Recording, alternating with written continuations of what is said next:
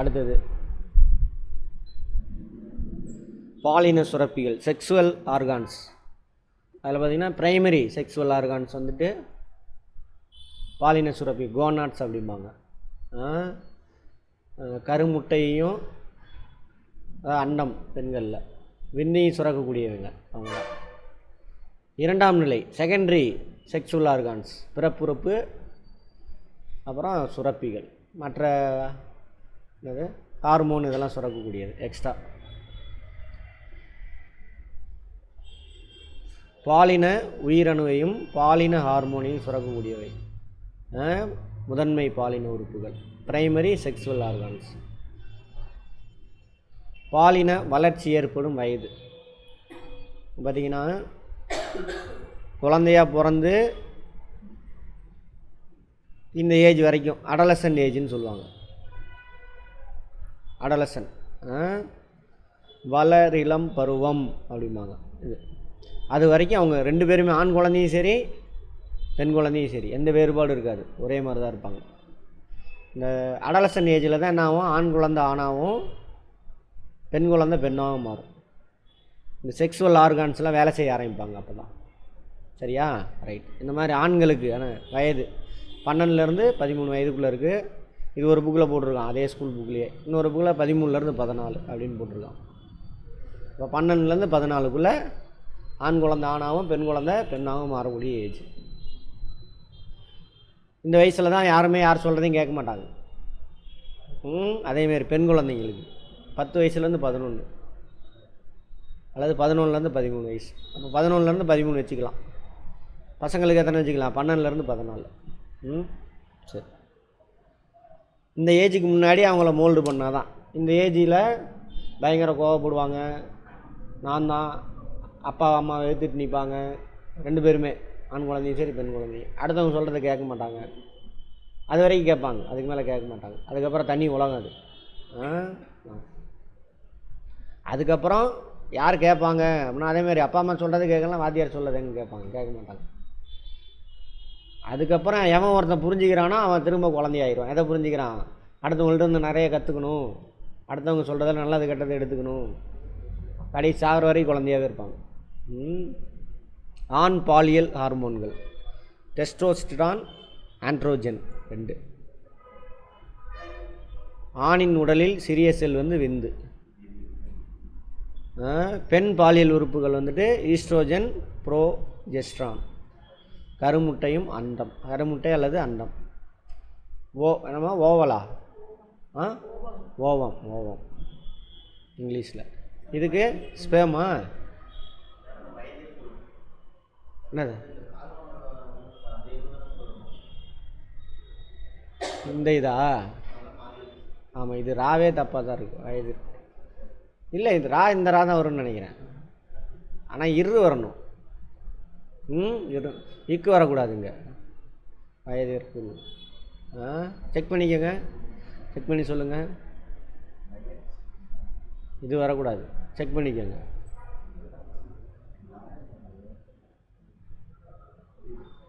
இக்கு வரக்கூடாது. இங்கே இருக்குள்ளே இரு போட்டுக்கணும். இக்கு வரக்கூடாது. இந்த இருக்கு பக்கத்தில் துணைக்கால் வச்சுட்டு வரக்கூடாதுல எதுவும். ரைட். சரி. என்னது? புள்ளி வச்ச எழுத்து எதுவும் வரக்கூடாது. ரைட்.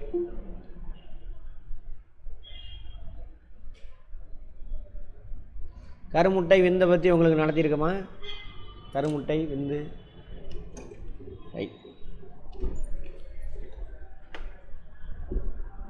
முதல்ல ஆண்னு ஒன்று கிடையவே கிடையாது. இயற்கையில் ஃபஸ்ட்டு ஆண்னு ஒன்று கிடையவே கிடையாது. ஒன்லி பெண்ணு மட்டும்தான் இருந்தது. ஆண் பெண்லாம் கிடையாது. இப்போ எக்ஸாம்பிள் அமீபா எடுங்களே, அதே மாதிரி 2 அமீபா உருவாக்கிடும். இதில் நியூக்ளியஸ் இருக்கும். நியூக்ளியஸ்கில் என்ன இருக்கும்? குரோமோசோம் இருக்கும். கரெக்டாக? குரோமோசோமில் என்ன இருக்கும்? அங்கே தான் டிஎன்ஏ இருக்கும். இங்கே தான் என்ன பண்ணியிருப்பாங்க, இந்த தாய் செல் இருக்கு இல்லையா, அவங்களுடைய கேரக்டரெல்லாம் இங்கே அப்படியே காப்பியாகி இங்கே வரும். இது இப்போ செல் பிரிதல் நடக்குது. இதில் ஒரு செல் உயிரியில் செல் பிரிதல் நடக்குதுன்னு வச்சுக்கோங்க. ஃபஸ்ட்டு என்ன பண்ணும்?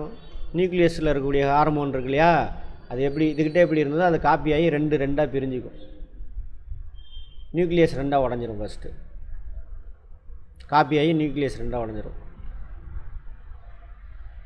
இந்த நியூக்ளியஸில் என்ன டிஎன்ஏ இருந்துச்சு அந்த கேரக்டர் எல்லாம் அங்கே இருக்கும். ஏன்னா அவர் தானே மூளை, செல்லுக்கு மூளை. அந்த செல்லு எப்படி இருக்கணும், என்ன ஏது, எல்லா கேரக்டரும் அவர் தான் அங்கே தான் இருக்கும். அந்த செல்லு என்ன எப்படி ஃபங்க்ஷன் ஆகணும் எல்லாமே அங்கே தான் இருக்கும், இங்கே தான் இருக்கும். காப்பி ஆகி வந்துடும். அதுக்கப்புறம் அது ரெண்டாக பிரிஞ்சு இப்படி ரெண்டாக மாறும். அப்போ இந்த தாய் செல் எப்படி இருந்தோ அதே மாதிரி தான் அது ரெண்டும் இருக்கும். அப்புறம் அந்த வளர்ச்சி அடைஞ்சு பரிணாம வளர்ச்சி அடைஞ்சு நிறையா நம்மளாம் வந்துட்டோம்ல, வர வர என்ன ஆகுது அப்படின்னாக்கா இந்த மைக்ரோப்ஸ்லாம் உள்ளே பூந்து இவங்களை ஈஸியாக காலி பண்ணிடுது. ஒரே மாதிரி கேரக்டர் இருக்குதுன்னு வச்சுக்கோங்க.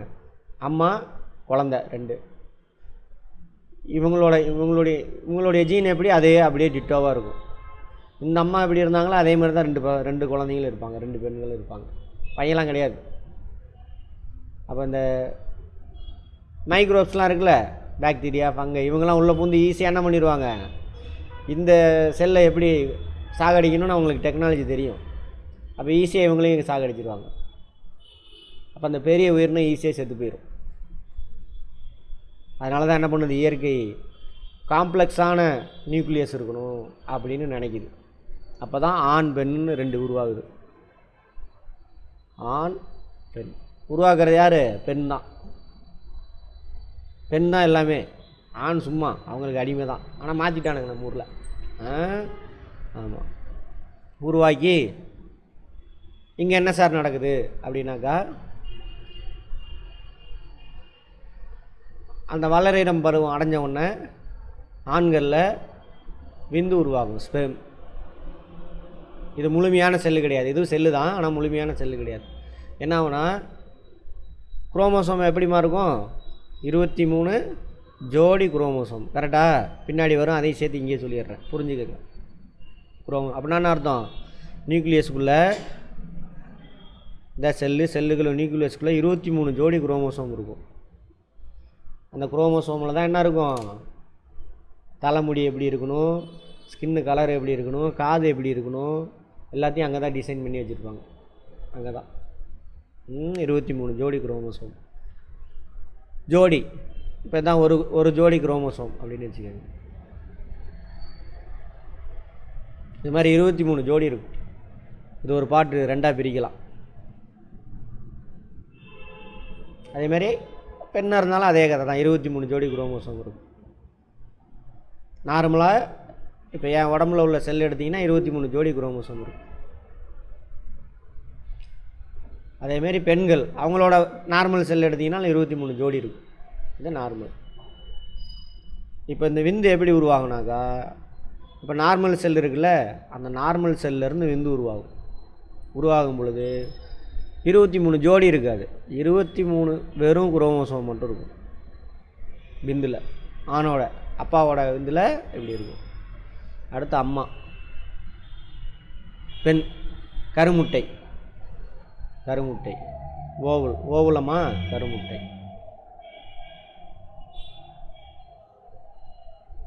ஓவுலமாம்மா ஓவல். சரி, அதில் பெண் குழந்தை பெண்ணாக மாறினோன்னு தான் அந்த கருமுட்டை உருவாகும். சரியா, அந்த கருமுட்டையில் அதேமாரி அந்த பெண்ணோட செல் எடுத்தோம்னா நார்மல் செல்லில் 23 ஜோடி இருக்கும், கருமுட்டையில் 23 ஜோடி இருக்காது. கருமுட்டை இது ரெண்டு வந்து டெம்பரரியான செல்லுங்க, சீக்கிரம் செத்து போயிடும். அந்த 23 சிங்கிள் தான் இருக்கும். இது ரெண்டும் டெம்பரரியானது, இன செல்கள் அப்படின்னு சொல்லுவாங்க. இன செல்கள் கோமன் என்னது, அது பேர் பின்னாடி வரும் சொல்கிறேன். இன செல்கள். இப்போ என்ன ஆகுனாக்கா, புது குழந்தை உருவாகுது. எப்படி சார் உருவாகும் அப்படின்னா, இந்த ரெண்டு செல் டெம்பரரியான செல் இருக்குல்ல, இவங்கெல்லாம் சீக்கிரம் செத்து போயிடுவாங்க, இருக்க மாட்டாங்க. இவருடைய காலம் பார்த்தீங்கன்னா 15லேருந்து ஒரு இப்போ 20 நாளுக்குள்ளே தான் இவரோட டைம் பீரியட். இவரும் அதே மாதிரி தான், வெளியில் வந்துட்டாருன்னா சீக்கிரம் செத்து போயிடுவார். இப்போது அம்மாவோட கருவில் அந்த கருமுட்டை இருக்கும். இந்த விந்து உள்ளே போச்சு அப்படின்னாக்கா, இது நிறைய கோடிக்கணக்கான விந்து உள்ளே போகும். அதில் ஏதாவது ஒரு விந்து தான் உடச்சிட்டு என்ன பண்ணும், கருவில் உள்ளே பூந்து நியூக்ளியஸில் இந்த 21 குரோமோசோம் இருக்கும். போனவுடனே இதுக்கிட்ட 23 குரோமோசோமா, அப்போ இதிலேருந்து இந்த பக்கம் உள்ள பார்ட், அப்பாவோடதுலேருந்து இந்த பார்ட் ஒரு குரோமோசோம், அம்மாகிட்ட இருந்து கருமுட்டையில் இருக்கக்கூடிய ஒரு குரோமோசோம்.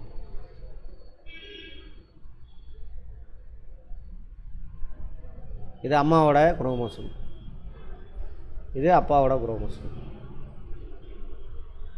இது மாதிரி 23 ஜோடி உருவாயிரும். ஃபஸ்ட்டு செல்லு ஃபார்ம் ஆகும். கோமட்டா, அதுக்கு பேர் என்ன சொல்லுவாங்க? ஃபஸ்ட்டு. பின்னாடி வரும் பேர்லாம் சொல்கிறான். இதான் ஃபஸ்ட்டு செல்லு உருவாகும் அம்மாவோட கருவில். அப்புறம் இந்த ஃபஸ்ட்டு செல்லு தான் என்ன ஆகும்? பல செல்லாக மாறும். ஸ்டெம் செல்லாம் சொன்னேன்னா, ஸ்டெம் செல்லை பற்றி பல செல்லாக மாறும். இதுதான் ஸ்டெம் செல். பல செல் உருவாகி என்ன பண்ணும்? இது போய் அம்மாவோட கருப்பையில், ஓவரியா கருப்பையில் போய் பஞ்சு மெத்தை மாதிரி இருக்கும், அந்த பஞ்சு மெத்தையில் போய் ஒட்டிக்கும். இதுதான் ஃபஸ்ட்டு செல். அதனால தான் கரு உண்டாச்சுனாக்கா என்ன ஆகாது? அந்த பீரியட் ஆகாது. கரு உண்டாகலை, இந்த ஸ்பேம் போய் ஒட்டி கரு உருவாகலைன்னா என்ன ஆகும்? இந்த கருமுட்டையும் ஆயுசு முடிஞ்சது, அடுத்த ஒரு குழந்தை உருவாகிறதுக்காக பஞ்சு மெத்தையை உருவாகும். இது ஆட்டோமேட்டிக்காக நடக்கிறது. அதுக்கு என்ன பண்ணும்? அந்த பஞ்சு மெத்தையை க்ளீன் பண்ணிவிட்டு புது பஞ்சு மெத்தை ரெடி பண்ணும். ஓகேவா? ரைட். ஒருவேளை கரு ஃபார்ம் ஆயிடுச்சுன்னா அந்த பஞ்சு மெத்தையில் போய் இந்த ஃபஸ்ட்டு செல் ஒட்டிக்கிட்டு நிறையா செல் உருவாகி, அது சுற்றில என்னவும் பனிக்கூடன்னு சொல்கிறீங்களா, அது உருவாகிக்கும். அந்த ஒட்டிச்சில் ஃபஸ்ட்டு செல்லு, அதுதான் அம்மா அந்த குழந்தைக்கும் தாய்க்கும் குழந்தைக்கும் நடுவில் இருக்கக்கூடிய உணவுக்கான பரிமாற்றம் நடக்கக்கூடிய என்னது? தொப்புள் குடல். தொப்புள் கொடியா? தொப்புள் கொடி. தொப்புள் கொடி இங்கிலீஷில் என்னம்மா தொப்புள் கொடிக்கு? Umbilical card. தொப்புள் கொடி. சரியா? இது உருவாகும். அதுக்கப்புறம் இந்த கதையெல்லாம் நிறைய பேசியாச்சு. இப்போ என்ன ஆகுது? அதுக்கப்புறம் ஒவ்வொரு ஹார்ட்டாக உருவாகி, அப்புறம் ஸ்பெஷலைஸ்டு செல் உருவாகி, ஒவ்வொரு உறுப்பாக உருவாகி, ஒரு குட்டி குழந்தை ரெடியாகி 10வது மாதத்துக்கு முன்னாடி வெளியில் வரும். அதான் குழந்தை. அந்த குழந்தைகிட்ட யாரோட கேரக்டர் இருக்கும்? இப்போ அப்பாவோட கேரக்டர் முழுசாக இருக்காது, அம்மாவோட கேரக்டர் முழுசாக இருக்காது. 2 பேரோட கலந்த கேரக்டர் இருக்கும். அது மட்டும் இல்லாமல் அவங்களுக்குள்ளே ஒளிஞ்சிக்கிட்டு இருந்தால் அவங்க அப்பா அம்மா கேரக்டர் இருக்குல்ல, அப்பா வீட்டு தாத்தா பாட்டி தான், தாத்தா பாட்டி கிடையாது. இவங்க கேரக்டரும் வெளியில் வருவாங்க, இவங்க கேரக்டரும் அந்த குழந்தையில தெரியும். இதெல்லாம் இவங்களாம் உருவாக்குனது. அப்பாவோட தாத்தா பாட்டி தான் உண்மையான தாத்தா பாட்டி, அம்மாவோட தாத்தா பாட்டி இல்லை. அப்படி இதெல்லாம் இவனுங்களாம் உருவாக்கி விட்டது. அப்படிலாம் கிடையாது. எல்லாம் இன்னும் பல தலைமுறைக்கு உள்ள கேரக்டருக்கு வெளிப்படுவோம். Right, okay. அதுதான் இது.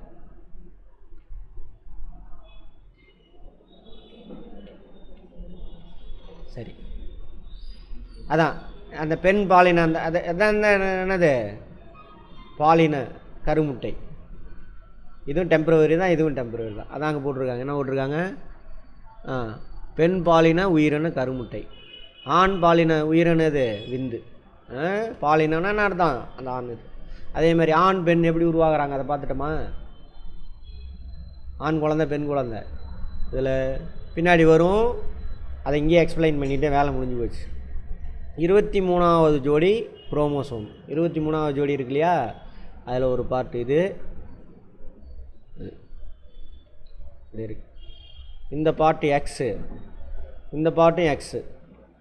அப்போ பெண், அவங்க பெண் குழந்தை. சரியா? அதே இந்த பார்ட்டு, இந்த பார்ட் எக்ஸு ஒய் அந்த மாதிரி இருந்தாக்க அவங்க ஆண். அவ்வளோதான் வித்தியாசம் ஆணுக்கு பெண்ணுக்கும். 23வது உங்களுடைய ஒவ்வொரு செல் எடுத்தாலும் ஆண்களுக்கு 23வது ஜோடி குரோமோசோம் எடுத்திங்கன்னா எக்ஸ் ஒய்யாக இருக்குது. இது வேறு கேரக்டர், இது வேறு கேரக்டர். அவன் எக்ஸ் ஒய்ன்னு வச்சுக்கான். 2 எக்ஸா ஒரே மாதிரி இருந்ததுன்னா என்னது? அது பெண், இது ஆண். இப்போ ஆண் குழந்தை பிறக்கணும்னு வச்சுக்கோங்க. அந்த 23 குரோமோசோம் இதில் ஒன்று தானே வரும், இதிலேருந்து ஒய் வருது. சரியா? இங்கேருந்து எக்ஸ் ஜாயிண்ட் ஆகிருக்கு, அம்மாவிலேருந்து வந்தது எக்ஸ். அப்போ எக்ஸ் ஒய்யாக ஃபார்ம் ஆகிருந்ததுன்னா என்ன இருக்கும்? அது ஆண் குழந்தையாக இருக்கும். அதே இங்கேருந்து எக்ஸ் வருது, இங்கேருந்து எக்ஸ் வருது, ரெண்டுமே எக்ஸ் எக்ஸ். அப்போ அந்த குழந்தை என்னது? பெண் குழந்தை. அப்போது ஒரு குழந்தை பெண் குழந்தையா ஆண் குழந்தையான்னு தீர்மானிக்கிறது யார்? ஆணா பெண்ணா? ஆணில் தான் எக்ஸ் ஒய் இருக்கும். அதிலேருந்து எக்ஸ் போய் சேர்ந்துச்சுனாக்கா எக்ஸ் இங்கேருந்து எப்பயுமே எக்ஸ் மட்டும் தான் வரும். பெண் கருவில் வந்து ஒன்லி எக்ஸ் மட்டும் தான் வரும். இந்த பார்ட் வந்தாலும் சரி, இந்த பார்ட் வந்தாலும் சரி. ஆணில் இந்த பார்ட் வந்து சேர்ந்துச்சுனாக்கா பெண் குழந்தை, இந்த பார்ட் வந்து சேர்ந்துச்சுன்னா என்னது, ஆண் குழந்தை. அப்போ குழந்தை ஆணா பெண்ணான்னு தீர்மானிக்கிறது யார்? ஆண் தான். ஆனால் அவனுக்கு மூட நம்பிக்கை கிராமத்தில், பொம்பளை பிள்ளையா போய்க்கிறா அப்படின்னு டைவர்ஸ் பண்ணிடுறது, இல்லை இன்னொரு கல்யாணம் பண்ணுறது, அவளை திட்டுறது மாமியார்லாம். அன்றைக்கி கூட ஒரு நீயா நான் நிகழ்ச்சி பார்த்தேன். எனக்கு 2வது பெண் குழந்தை பிறந்தது சார், எங்கள் மாமியார் வந்து என்னை பார்க்காம போயிட்டாங்க, ஏன்னா பெண் குழந்தை பெற்றுட்டா அப்படின்னு. முட்டாள், இதுவும் பெண் தானே. அந்த அம்மாவை திட்டுறேன், அந்த அம்மா பெண் தான், இன்னொரு பெண்ணை வேணாங்குது. எங்கே போய் சொல்கிறது? அந்த மாதிரி சமூகம் ஆக்கிட்டானுங்க. சரி.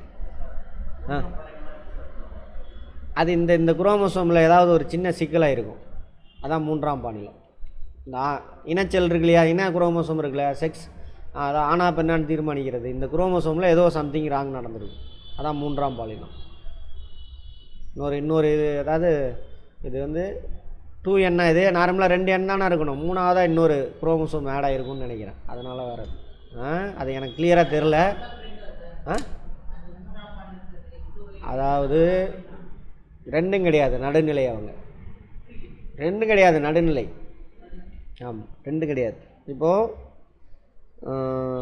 ஆணாக இருப்பான், ஆனால் தான் பிறந்திருப்பான், சின்ன வயசில் ஆம்பளை பையனா ஆண் உறுப்புலாம் இருக்கும், அந்த மாதிரி வளர்த்துருப்பாங்க. ஆனால் அந்த வளரும் பருவத்தப்போ ஆண் உறுப்பு இருந்தாலும் அவனுக்கு பெண்ணோட ஃபீலிங்காக இருக்கும். முடி வளர்த்துக்கணும், மேக்கப் போட்டுக்கணும், லேடிஸ் மாதிரி நகையெல்லாம் போட்டுக்கணும், கொலுசு போட்டுக்கணும்னு ஆசைப்படுவான். பேண்ட் ஷர்ட்டை போட மாட்டான். பெண்கள் என்ன மாதிரி ட்ரெஸ் பண்ணுறாங்களோ அதை தான் கொடுத்துன்னு ஆசைப்படுவான். சரியா? அவங்க வந்துட்டு யார் சார்? அவங்க தான் திரு நங்கை. அதே மாதிரி பெண்கள் சின்ன வயசுலேருந்து பெண் உறுப்பு இருந்திருக்கும், அதனால் பெண் மாதிரியே வளர்த்துருப்பாங்க. அந்த வளரிடம் வந்தோடனே அவனுக்கு ஃபீலிங் அப்படி இருக்காது. ஆனால் அது எல்லாத்துக்கும் இந்த குரோமோசோம் தான் காரணம். இந்த இடத்துல ஏதோ சம்திங் ராங், அதுக்கு டீட்டெயிலாக எனக்கு தெரியல, அது பார்த்து சொல்கிறேன் இன்னொரு நாள். வீட்டில் எல்லாம் பெண்ணாக நினச்சிட்டோம், இவனுக்கு ஃபீலிங்லாம் எப்படி இருக்கும், ஆணாகவே இருக்கணும், ட்ரெஸ் போட்டுட்டு அப்படி கட்டிக்கினெல்லாம் பண்ணிவிட்டு ஆம்பளை பையன் மாதிரி அடிக்கிறது பிடிக்கிறது அந்த மாதிரி முரட்டுத்தனமாகவே இருப்பாங்க. அவங்க தான் யார்? திருநம்பிகள். 2 பேரும் இருக்காங்க. இவங்க 2 பேரும் குழந்தை பெற்றுக்க முடியாது. பெற்றுக்கலாம் ஆர்டிஃபிஷியலாக, அது இதுன்னு கர்ப்பப்பை உருளை வச்சு, அதுக்கப்புறம் வெளியில் ஸ்பேமு கருமுட்டை வேறு யாரையாவது ஜாயின் பண்ணி, அல்லது இவனோட இதில் இருந்து எடுத்து குளோனிங் முறையில் ஆடெல்லாம் பண்ணாங்கள்ல, அது ஆனால் பெரிய கொடுமை அதெல்லாம். ரைட். ஆண் பெண்ணாக மாறுறது பெரிய கொடுமை, பெண் ஆணாக மாறுறது பெரிய கொடுமை. அதெல்லாம் ரொம்ப ஐயோ அப்பா, நினச்சி பார்த்தாவே கஷ்டம். அது அவங்களோட ஃபீலிங் ஓகே, ஆனால் அந்த ஆப்ரேஷன் பண்ணிக்கிறாங்கல்ல, அதெல்லாம் ரொம்ப கொடுமையான விஷயம். இதான் அப்படி கொடுக்குறாங்க. வேறு இது புரிஞ்சுதா? ரைட். இதெல்லாம் தெரிஞ்சிருக்கணும், இதை கண்டுபிடிச்சி வச்சுருக்கிறானுங்க, அதுக்கு தான் இது நாலேஜ். செக்ஸ் எஜுகேஷன் கொடுக்கணும் டிவியில் உட்காந்து பேசுகிறானுங்களே, புக்கில் இருக்குது ஆல்ரெடி. இதுதான் செக்ஸ் எஜுகேஷன். அண்ணா என்ன, பெண்ணா என்ன, எப்படி குழந்தை பிறக்குது. செக்ஸ்னால் அந்த சினிமாவில் பார்க்குற அது கிடையாது. இதுதான் இயற்கை. சரி, அடுத்தது அட்டைகளுக்கு அட்டைப்பூச்சி இருக்கு இல்லையா, எத்தனை கால்கள் உள்ளன? கண்கள் உள்ளன. அங்கங்கே அட்டைப்பூச்சி முழுவதும் கண் இருக்குமா? அங்கங்கே இருக்குமா? முன்னாடி 2, அங்கங்கே 2 இருக்கும் அட்டைப்பூச்சி. அட்டைகள் எவ்வாறு, கண் வந்து எதை அங்கே அப்சர்வ் பண்ணுவோம்? கண் எதை அப்சர்வ் பண்ணுவோம்? ஒளி, லைட்டை. இந்த ஒளி தமிழில் தெரிஞ்சுக்கங்க, லைட்டு. யூபிஎஸ்சி படிச்சிங்கனாலும் தமிழ் தேவை. இந்த மாதிரி விஷயம் தான் கேட்பாங்க. ஒரு பேப்பர், தமிழ் பேப்பர் பாஸ் ஆனால் தான் யூபிஎஸ்சி போக முடியும். TNPSC compulsory Tamil. Compulsory Tamil. தாய்மொழி தெரியலைன்னா அதோட என்ன இருக்குது? அவங்களுக்கு காது கிடையாது. காது எதை அப்சர்வ் பண்ணுவோம்? ஒலி, சவுண்டு. அது கிடையாது. அவங்களுடைய சுற்றில் தோல் இருக்குல்ல, வைப்ரேஷன் வச்சு அதை கண்டுபிடிச்சிடும். நம்ம நடந்து போனோம்னா தெரிஞ்சிடும், கிடுகிடுன்னு ஓடிடும். கண்டம், அட்டைப்பூச்சி மேலே கண்டனா இப்படி ரவுண்டாக இருக்கும் பாருங்க, பார்த்துருக்கீங்களா?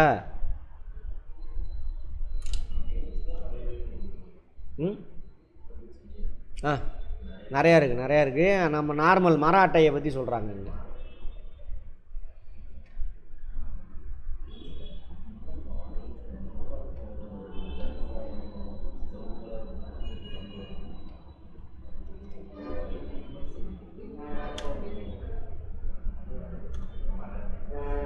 இந்த இது கோடு கோடாக இருக்கா?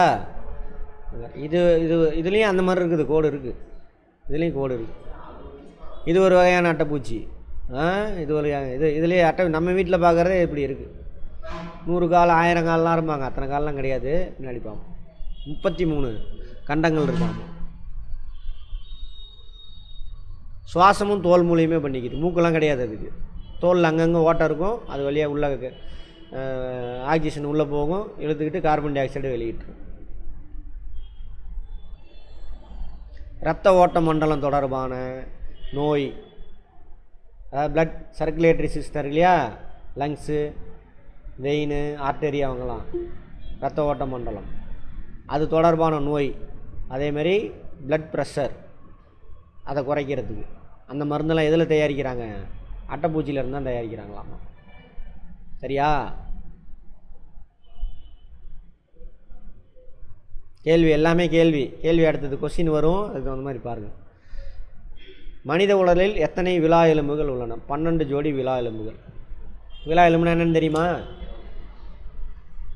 இங்கிலீஷில் ரிப்பு, டிரான்ஸ்லேஷன் நானே பண்ணிடுறேன். என்னது அது? விலா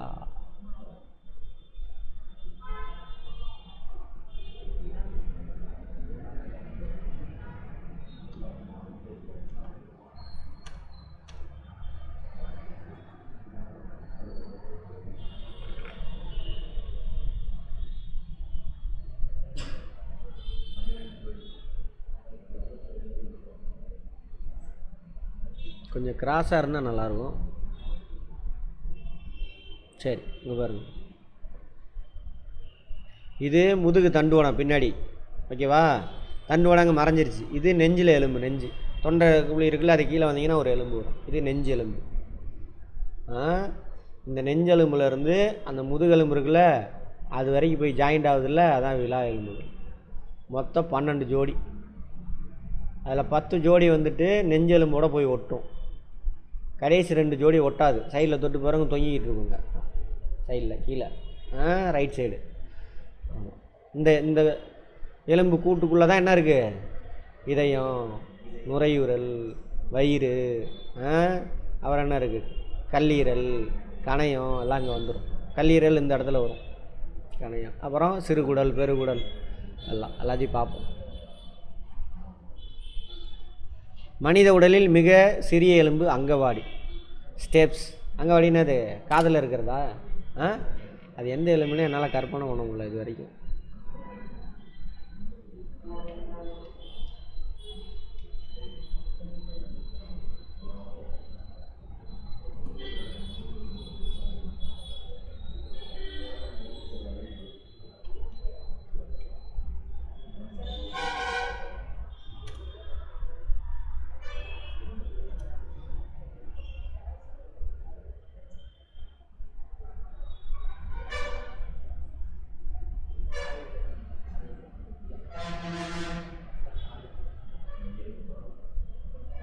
இந்த உள்ளே இருக்குது அது, மிக சிறியது அங்கவாடி, ஸ்டெப்ஸ் உள்ளே இருக்குது, வெளியிலலாம் தெரியாது போல் இருக்குது. இது காது மடல், உள்ளே இருக்குது, இதுதான் சின்னது போல் இருக்குது. ரைட்.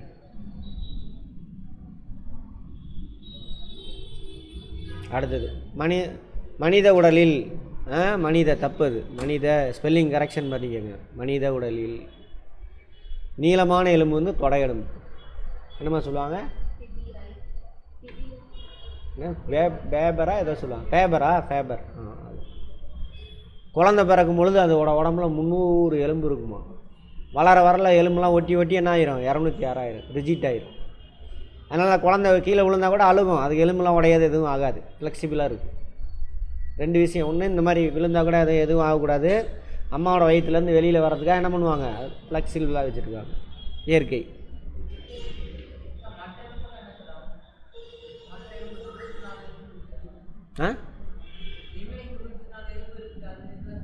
அதெல்லாம் ஒன்று, எல்லாம் தனித்தனியாக இருக்கும் எலும்பு, அதெல்லாம் ஒன்று கூடிய ஒவ்வொரு எலும்பாக மாறிடும். கரைஞ்சி போயிருன்னு நினச்சிங்களா? அப்படிலாம் இல்லை, அதெல்லாம் அந்தளவுக்குலாம் வேண்டாம். நம்ம அப்போ MBBS தான் படிக்கணும், நீட்டுக்கு போங்க. ஆமாம், அவ்வளோ வேண்டாம் நமக்கு. இது ஒரு சாதாரண விஷயம் தெரிஞ்சால் போதும். புக்கில் இருக்குது. இப்போ 2-3 எலும்பு ஒன்றா சேர்ந்தானா ஒரு எலும்பாக மாறிடும். கட்டுப்படாத தசை மென் தசை. மென் தசைனா அதாவது நான் வாலண்டரி மசில்ஸ். 3 வகையான மசில் இருக்கும். சரியா? இதில் வந்துட்டு போன் மசில் அதாவது வரி தசைகள் நம்ம எலும்போடு ஒட்டி இருக்கும். நம்ம மேலெல்லாம் இருக்குல்ல, அது வந்து வரி தசைன்னு சொல்லுவாங்க. ஸ்ட்ரைப்டு மசில் அப்படின்னு சொல்லுவாங்க. இது எதுக்கு யூஸ் ஆகும்னா ஓடுறதுக்கு, ஒடியாடுறது, நடக்கிறதுக்கு யூஸ் ஆகும். நீங்கள் சொன்னால் தான் இந்த எலும்பு மேலே ஒட்டிக்கிட்டு இருக்க தசையெல்லாம் வேலை செய்யும். சரியா? இப்போ கழுத்தை திருப்பணும்னு சொல்கிறீங்க, உங்கள் மனசு சொல்லும் கழுத்தை திருப்பு அப்படின்னா. அப்போ அதுக்கு தான் ஆப்போசிட் டைரெக்ஷனில் இருக்கக்கூடிய 2 தசைகள் இயங்கி கழுத்தை திருப்பும். காலில் இருக்கக்கூடிய மசில் ஒரு பக்கம் சுருங்கும், இன்னொரு பக்கம் விரியும். சுருங்கி விரிஞ்சு நடந்துக்கிட்டே இருக்கும். நடந்து போகும். நீங்கள் சொன்னால் தான் நடக்கும், இல்லைனா அது செய்யாது அந்த வேலையை. எது? அந்த தசைகள் அது ரஃப்பாக இருக்கும். அது வந்துட்டு கட்டுப்படுத்தக்கூடிய தசைகள், வாலண்டரி மசில்ஸ். அதெல்லாம் எலும்பு தசை. மற்றபடி உடம்புக்குள்ளே இருக்குல்ல எல்லா உறுப்புகளும், அதெல்லாம் வந்து மென் தசைகள்னு சொல்லுவாங்க. மென் தசைகள். அதை வந்து நீங்கள் கட்டுப்படுத்த முடியாது. அதுவாக இயங்கினா தான்.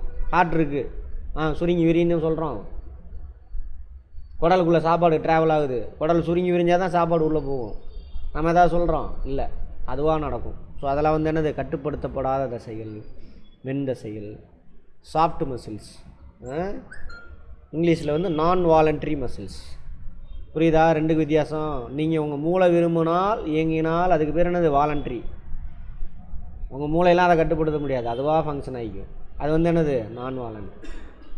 அடுத்தது செரிமான மண்டலத்தில் உணவு குழலுடைய நீளம் 9 மீட்ரு. வாயிலிருந்து மலவாய் தசை வரைக்கும். செரிமான மண்டலம் நம்ம உடம்பு கிடையாது. சொன்னேன் நான் அன்றைக்கி உங்களுக்கு சொன்னேன். யாருக்கு சொன்னேன்? நம்ம உடம்பு கிடையாது. அது வெளியில் அவுட்ரு தான். உள்ளே இங்கேருந்து வாயில் உள்ளே போடுறோம், வெளியில் வரும். போகிறதுக்குள்ளே என்ன பண்ணும்? சின்ன சின்ன மாளிகைலாம் உடச்சி உறிஞ்சிக்குவாங்க. உறிஞ்சுவாத வெளியில் வந்து கொட்டிடும். Solid waste. அவ்வளோதான். அடுத்தது குறைவளை மூடி, எபிக்லாட்டிஸ். குரல் வளை மூடி.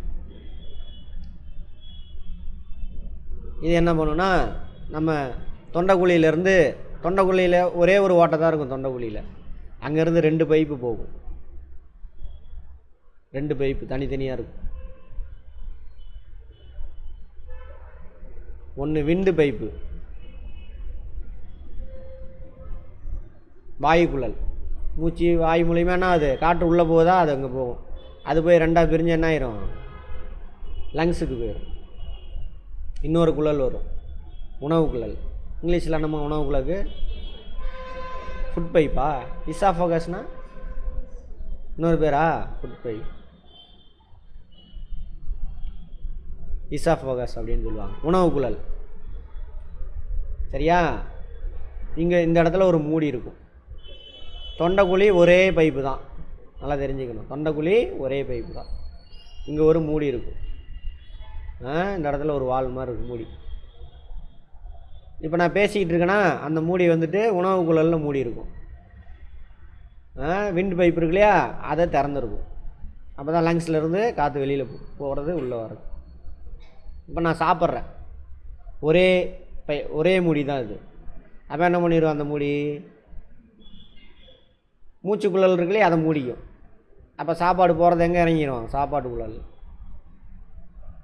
இப்படி தான் நடக்கும். ஒரே பைப். அந்த மூடிக்கு பேர் தானே அது எபிக்லாட்டிஸ்.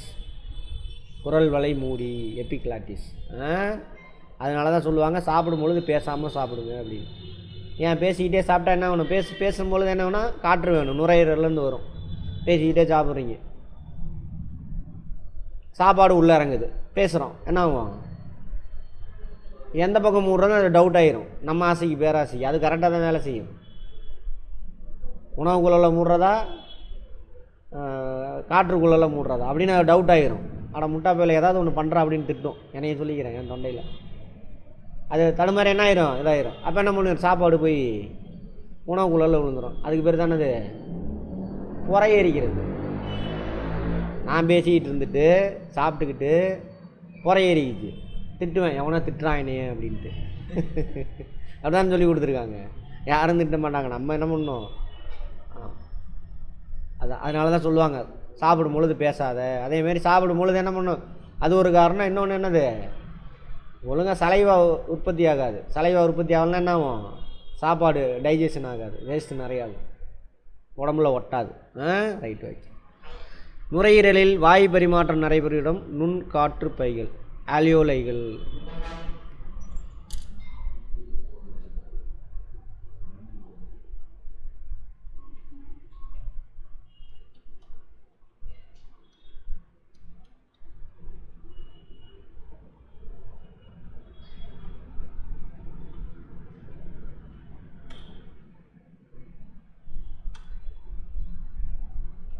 நுண் காற்று பையனு, இது காற்றடைச்ச பை தானே இதெல்லாம்.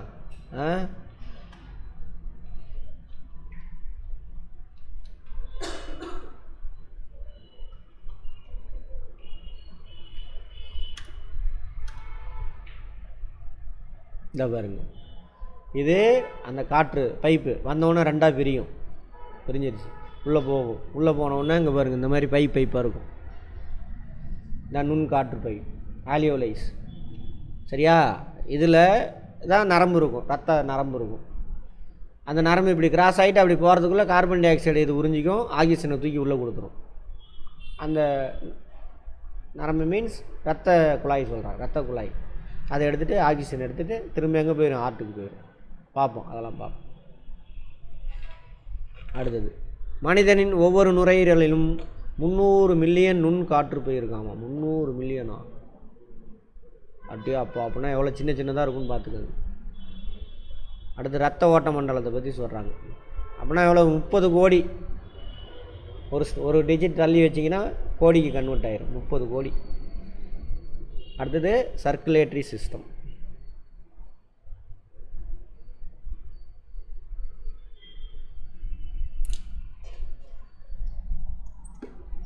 சர்க்குலேட்டரி சிஸ்டம் யார் சார்? அவங்க சர்க்குலேட் பண்ணுறாங்க, ரத்த ஓட்ட மண்டலம். நமக்கான சாப்பாடெல்லாம் எடுத்துகிட்டு இவர் தான் டிரான்ஸ்போர்ட்ரு, எல்லா செலவு கொண்டு போய் கொடுக்கணும். திரும்ப கழிவுகள்லாம் எடுத்துகிட்டு வந்து வெளியில் தள்ளி விடணும். எந்தெந்த உறுப்பு கழிவு நீக்க மண்டலமோ அவங்க எடுத்து வெளியில் தள்ளி விடுவாங்க. இதுதான் அவரோட வேலை. இதில் யார் யார் இருப்பாங்க சார்னா, 2 பேர். ஒன்று ஹார்ட்டு, அவர் தான் மோட்டார். வீட்டில் தண்ணி பைப் இருக்குல்ல, அந்த மாதிரி மோட்டார் இருந்தால் தான் ஆகும், மோட்ரு ஓட ஓட தண்ணி மேலே ஏறும். அந்த மோட்டார் அது. தண்ணி பைப் வந்துட்டு பிளட் வெசல்ஸ், இரத்த நாளங்கள். நத்த நாளம் வேறு, நரம்பு வேறு. நரம்பு இன்ஃபர்மேஷனை மூளைக்கு எடுத்துகிட்டு போகிறவர், திரும்ப எல்லா மூளை கொடுக்கக்கூடிய இன்ஃபர்மேஷனை கை காலுக்கு கொண்டுட்டு வரவர் யார்? நரம்பு, நர்வஸ் சிஸ்டம். சரியா? நரம்பு கிடைக்கலம்பாங்க, அது ரத்த நாளம் கிடைக்கல, பிளட் வெசல் கிடைக்கல. பிளட் வெசல் அப்புறம் அது சின்னதாக போகும், அது இன்னும் சின்னதாக.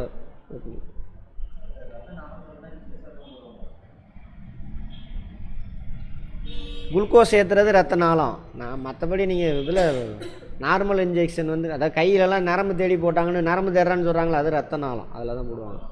நரம்பில் போட்டால் அவ்வளோதான், உங்களால் கை தூக்க முடியாது. புதுசாக நர்ஸு போட்டாங்கன்னா நரம்பு பிடிச்சி போட்டு விட்ருவாங்க, கை வீங்கும். அப்படி போடக்கூடாது. அது முதல்ல அதில் டச் பண்ணால் உயிர் போயிடும் உங்களுக்கு. ஆமாம்.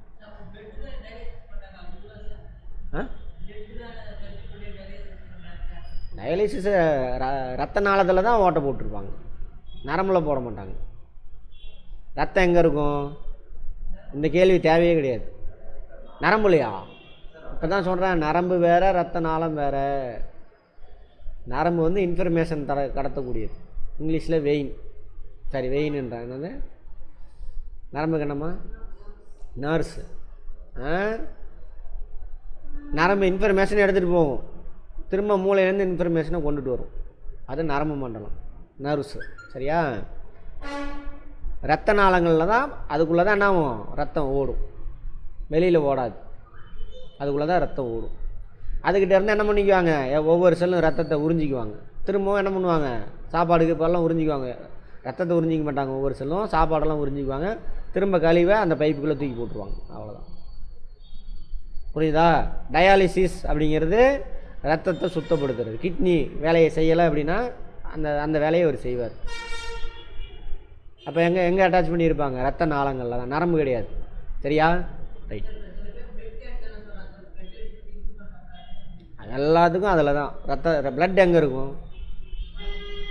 உடம்புல இருக்குமா? ரத்த நாளத்துக்குள்ளே தான் இருக்கும், உடம்புல இருக்காது. உடம்புக்குள்ளே இருக்கக்கூடிய ரத்த நாளத்தில் இருக்கும். அது கூட அட்டாச் பண்ணி கேன்சர் உள்ள செல்லெல்லாம் உறிஞ்சி எடுக்கலாம். அந்த மாதிரி எப்படி ட்ரீட்மெண்ட்னு தெரில. அல்லது கேன்சர் உள்ள செல்லை கொல்லுவாங்க, ஏதோ ஒன்று பண்ணுவாங்க. ரைட். அது நார்மலாக போன் மேரோ பாதிக்கலை அப்படின்னாக்கா க்யூர் பண்ணிடலாம். பிளட் கேன்சரை போன் மேரோ பிரச்சனை ஆயிடுச்சுனாக்கா க்யூர் பண்ணுறது ரொம்ப கஷ்டம். பார்ப்போம், கேன்சரை பற்றி அப்புறம் பேசுவோம். ரைட். அடுத்தது கேன்சர்னால் ஒன்றும் இல்லை, நம்ம செல்லே வந்துட்டு நம்ம செல்லு தான். அது வேறு வெளியில் இருந்தெல்லாம் வராது. அது மென்டலான செல்லு அப்படின்னு வச்சுக்கோங்க. ஒரு குழந்தை இருக்குது, 4 குழந்தை பிறகுது. ஒரு குழந்தை வேணால் இப்படி மூளை வளர்ச்சி குன்றி பிறகுது அந்த குழந்தை. அதுதான் அந்த கேன்சர் செல். வெளியில் இருந்தெல்லாம் வராது. அது நம்ம செல்லே தான் மென்டலான செல்லு, அவ்வளோதான். ஓகேவா? ரைட். பார்ப்போம். மனித இதயத்தை சூழ்ந்துள்ள சவ்வு பெரிகார்டியம். ஹார்ட்டுக்குள்ளே ரொம்ப முக்கியமானது, ரொம்ப சாஃப்டானது. அதை பாதுகாக்கிறதுக்காக என்ன ஆகுது? அதை சுற்றிலும் ஒரு ஜவ்வு இருக்குது, தோல். அந்த தோலுக்கு பேர் என்னது? பெரிகார்டியம். ரொம்ப ஸ்ட்ராங்காக இருக்கும். அதுக்குள்ளே லிக்யூடும் இருக்கும். ஆமாம் தானே? பெரிகார்டியம் லிக்யூடு இருக்கும். நெஞ்சில் அடிக்கிறோம், அந்த வைப்ரேஷனை அவங்க அப்சர்வ் பண்ணிக்குவாங்க, இதயத்துக்கு கொண்டு போக மாட்டாங்க. ஒரு மனிதனின் சராசரி நாடி துடிப்பு கையில் வச்சு பார்ப்பாங்கள்ல, 72லேருந்து 80. இந்த இசிஜியில் செக் பண்ணுவாங்க. சராசரி இதோட கம்மியாகவும் போகலாம், இதோட அதிகமாகவும் போகலாம், சூழ்நிலையை பொறுத்து.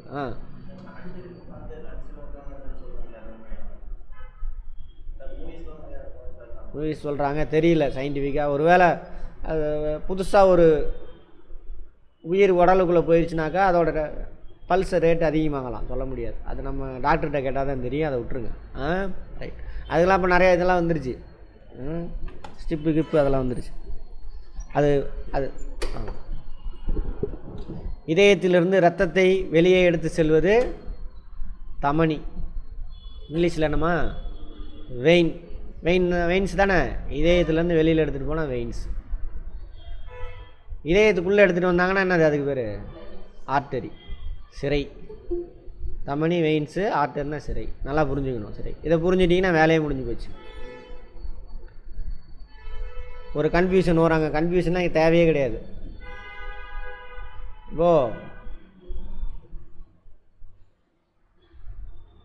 இந்த இதயம் ஃபஸ்ட்டு இந்த சைக்கிளை புரிஞ்சுக்கோங்க, அப்புறம் பார்த்துக்குவோம். 4 அறைகள். அதே மாதிரிலாம் வரைய முடியாது. சரி. 2 இடத்துக்கு எடுத்துகிட்டு போவாங்க ரத்தத்தை. ஒன்று நுரையீரலுக்கு எடுத்துகிட்டு போவாங்க,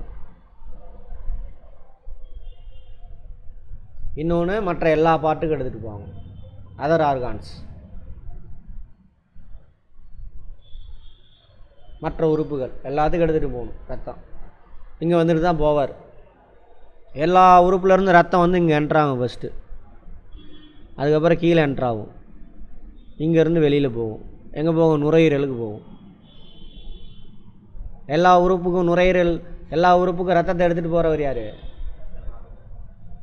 இதயத்திலேருந்து எல்லா உறுப்புக்கும் ரத்தத்தை எடுத்துகிட்டு போகிறாங்க. இப்போ தான் பேர் சொன்னேன், ரத்த நாளம்னு மொட்டையாக சொல்லக்கூடாது, வெயின்ஸ். இது நுரையீரலுக்கு எடுத்துகிட்டு போகிறதுனால இதுக்கு பேர் என்ன? நுரையீரல், அதாவது பல்மொனரியா, பல்மொனரி வெயின், நுரையீரல் தமனி.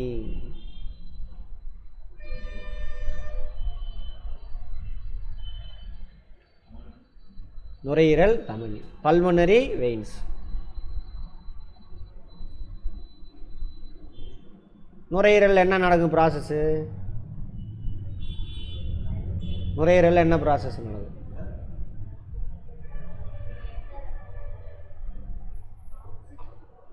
நம்ம கிராமத்தை பேசுகிற மாதிரி பேசக்கூடாது, நம்ம இங்கே பேசுங்க. இப்போ நுரையீரல் என்ன பண்ணுவோம் தான் படிச்சுட்டோமே, சொல்லுங்கள்.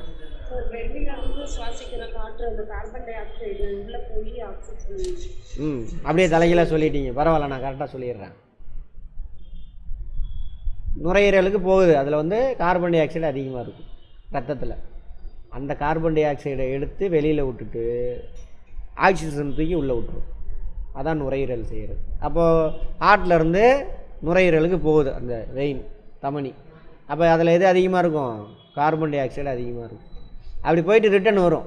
அதே வெசல் தான் நுரையீரல். அந்த நுரையீரல் சின்ன சின்ன ஹோல்ஸ் பார்த்தோன்னு சொன்னாலும் அதை கிராஸ் ஆகி இப்படி வரதுக்குள்ளே என்ன ஆயிரும்? அந்த நுரையீரல் அந்த அந்த பால்ஸு கார்பன் டை ஆக்சைடு தூக்கி வெளியில் விட்டுரும், ஆக்சிஜன் தூக்கி கொடுத்துரும். அப்புறம் ரவுண்ட் அடித்து திரும்ப வரும், நுரையீரலேருந்து வரும். அப்போது நுரையீரலேருந்து ஹார்ட்டுக்கு தான் வரும், இங்கே என்ட்ராகும், திரும்ப உள்ளே என்ட்ராகும், அப்புறம் வெளியில் போகும். அப்போ நுரையீரலேருந்து வருதா, அதனால் அதுக்கு பேர் என்ன? நுரையீரல் சிரை. ஆர்டரி, பல்மனரி ஆர்டரி, கரெக்டா? Right right. இப்போ இதில் என்ன இருக்கும்? பல்மனரி ஆர்டரியில் அதிகமாக ஆக்சிஜன் அதிகமாக இருக்கும், O2 அதிகமாக இருக்கும். பல்மனரி வெயினில் ரைட். முடிஞ்சா? ரைட். கன்ஃபியூஷனே வரக்கூடாது இதுக்கு மேலே. இப்போ வந்துருச்சு, ஹார்ட்டுக்கு வந்துட்டு இங்கே என்ட்ராவார், என்ட்ராகிட்டு திரும்ப கீழே போவார், கீழே போயிட்டு வெளியில் போவார். வெளியில் போகிறது எங்கே போகும்? எல்லா உறுப்புகளுக்கும் போகும், எல்லா உறுப்புகளுக்கும் போகும். எல்லா உறுப்புகளும் போகக்கூடியதுக்கு பேர் என்ன? வெயின்ஸ், தமனி. வெயின்ஸ், தமனி. எல்லா உறுப்புக்கும் போகக்கூடிய அந்த பிளட்டில் என்ன அதிகமாக இருக்கும்? ஆக்சிஜன் அதிகமாக இருக்கும். புரிஞ்சுதா? O2 அதிகமாக இருக்கும். எல்லா உறுப்புக்கு போயிடுச்சு. அந்த உறுப்பு கிராஸ் ஆகி ரிட்டன் வருது. வரும்பொழுது என்ன பண்ணுவார்? அந்த உறுப்பு எல்லாம் ஆக்சிஜனை உள்ளே உருவிக்குவாங்க, கார்பன் டை ஆக்சைடை ரத்தத்தில் கொடுத்துருவாங்க. அப்போ நேராக திரும்ப வருவார். திரும்ப எங்கே வந்து இறங்குவார்? இங்கே வந்து இறங்குவார். அந்த உறுப்பு கிராஸ் ஆகிறதுக்கு முன்னாடி வரைக்கும் அவருக்கு பேர் என்னது? தமனி, வெயின்.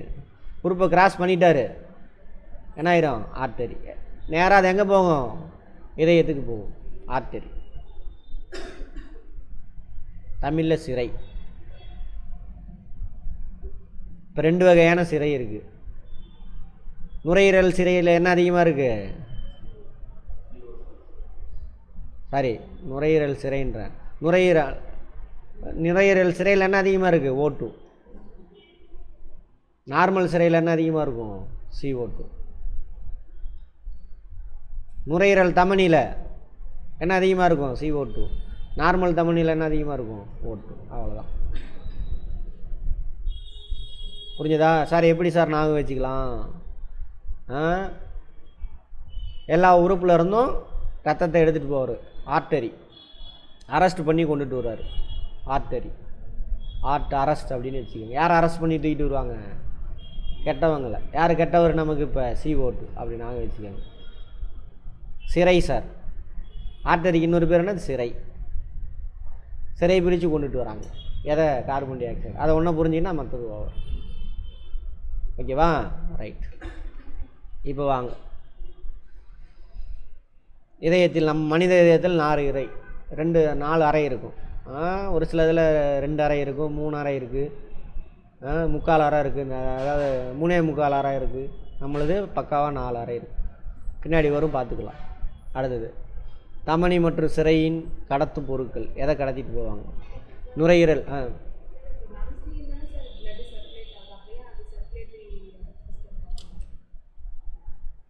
லங்ஸு சர்க்குலேட்டரி சிஸ்டம் கிடையாது, அது வேறு வேலை செய்யுது. அவர் ஆமாம், கிட்னிக்கு தான் பிளட்டு போகும், அது சர்க்குலேட்டரி சிஸ்டமாக வராது. சரியா? குடல் மேலேயும் போகும், குடல்லையும் ரத்தம் ஓடுது, அது வராது. அவங்க என்ன வேலை செய்கிறாங்க அதை வச்சு தான் நம்ம சொல்கிறோம். லங்ஸ் என்ன பண்ணுது? ரெஸ்பிரேட்டரி சிஸ்டம், ஆக்சிஜன் எடுத்து கொடுக்கும். என்ன வேலை செய்கிறாங்க அதை பொறுத்து தான் அந்த பேர். சரியா? அதான் சொல்லியிருப்போம், சிஸ்டம், ஆர்கான் சிஸ்டம் அப்படின்னா என்ன அர்த்தம்? ஒன்றுக்கு மேற்பட்ட ஆர்கான்ஸ் ஒன்றா சேர்ந்து ஒரு வேலையை செய்வாங்க.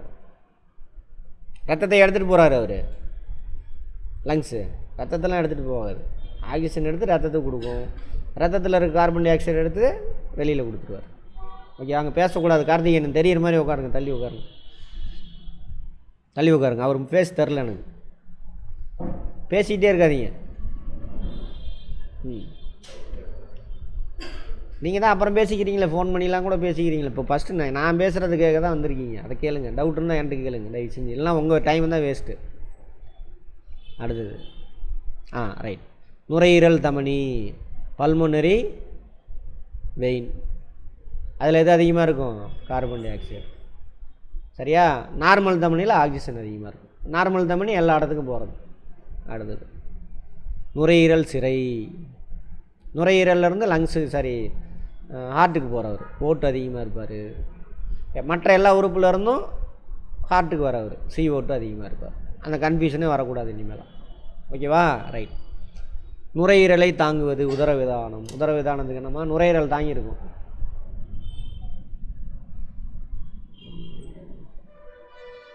நானே சொல்கிறேன், நுரையீரலை தாங்கி நிற்கும். பேர் மறந்து போச்சு எனக்கு.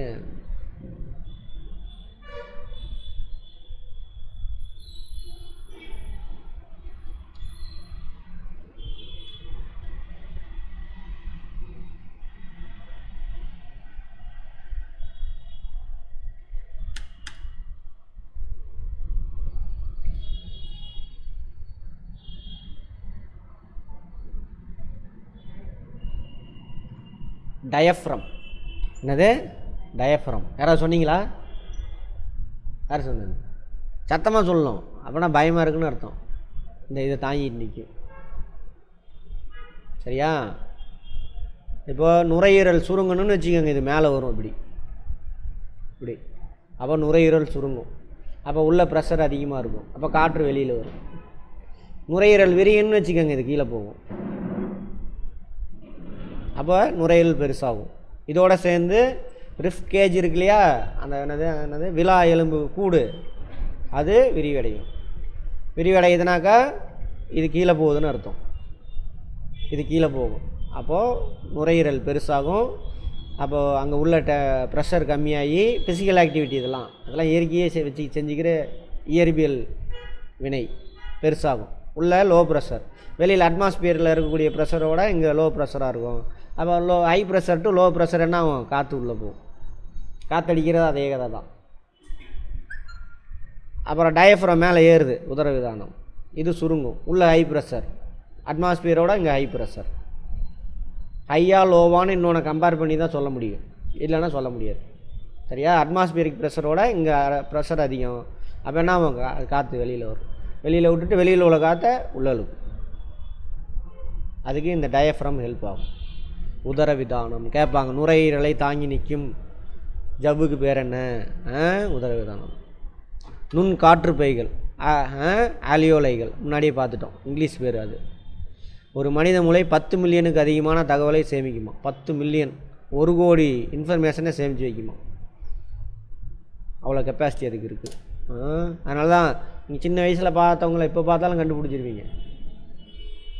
சின்ன வயசில் ஒரு பாட்டு ஓடும், கேட்டிருப்பீங்க. அதாவது அது இப்போ கேட்டாலும் அந்த ஞாபகம் வரும். அது அதே மாதிரியான எந்த சூழ்நிலையில் சைக்கிள் ஓட்டிகிட்டு போனோம், மரத்துக்கடியில் காடு மரங்கரை இருந்தது, அதே சிட்டிக்குள்ளே இருந்தவங்க சினிமா தேட்டர் பார்த்தது, அதெல்லாம் ஞாபகம் வரும். அதனால தான் சொல்லுவேன், கம்ப்யூட்டர்லாம் உங்கள் மூளைக்கு சும்மா தூசு. என்ன தான் ஆர்டிஃபிஷியல் இன்டெலிஜென்ஸ் வந்தாலும் மனித மூளையை டச் பண்ண முடியாது. அதை தூக்கி சாப்பிட்ருவானுங்க நம்மளுக்கு. இயற்கை படைப்பு இல்லை. ஆமாம், நறுமணம் வந்தாலும் அதுதான் சொல்கிறேன்ல, அது நான் எக்ஸாம்பிள் சொன்ன அந்த பாட்டுன்னு எல்லாமே ஒன்று தான், எல்லாம் தான். அடுத்தது விட்டமின் டி உற்பத்தி ஆகிறது. நம்ம தோல் தான் விட்டமின் டியை உற்பத்தி ஆகும்.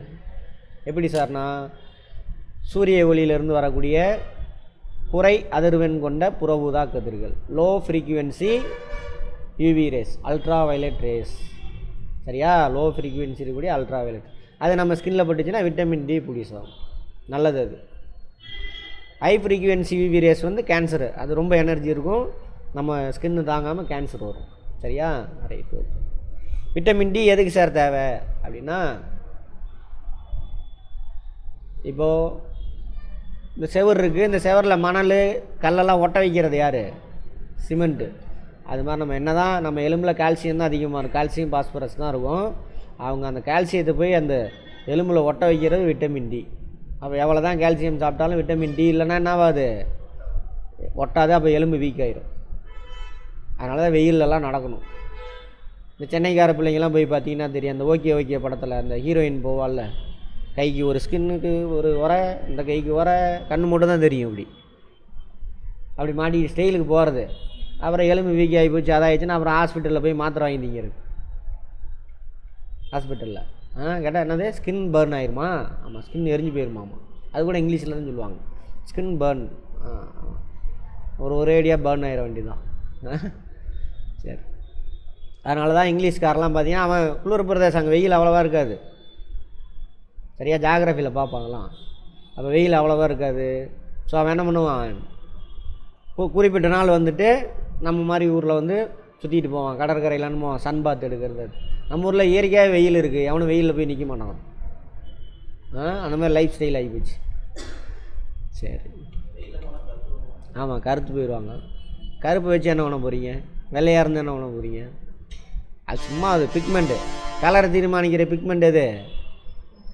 மெலனைன். வந்துருச்சு இல்லையா, முன்னாடி பார்த்துட்டோம்ல. நமது உடலில் அதிக அளவு நீர் உள்ள பகுதி மூளையில் உள்ள சாம்பல் நிற பகுதியாமா. மூளையில் ஒரு கவர் இருக்கும், அது சாம்பலாக இருக்கும். அந்த பகுதியில் 85% H2O மாலிகுல் தான் இருக்காமா. நமது உடலின் சராசரி நீர், எல்லா உறுப்பையும் சேர்த்து ஆவரேஜ் பண்ணி சொல்கிறான், 70%. மனிதன் நாளொன்றுக்கு இவ்வளோ சராசரியாக இவ்வளோ தண்ணி குடிச்சே ஆகணும். உமிழ் நீரே 1.5 லிட்டரு உற்பத்தி ஆகுதுன்னு பார்த்தோம். நம்ம தானே, உங்களுக்கு இன்னும் பார்க்கல, 1.5 லிட்டரு உற்பத்தி ஆகும் உமிழ் நீரே. அப்போ அந்த அளவுக்கே தண்ணி குடிக்கணும் முதல்ல. அடுத்தது தொற்று நோய், கம்யூனிகபிள் டிசீஸ். தொற்று நோய் முதல்ல, டிசீஸ்னால் என்ன? அன்றைக்கி தான் சொன்னோம்ல, உங்களுக்கு தான் பார்த்தோம் டிசீஸ் அப்படின்னா என்னது.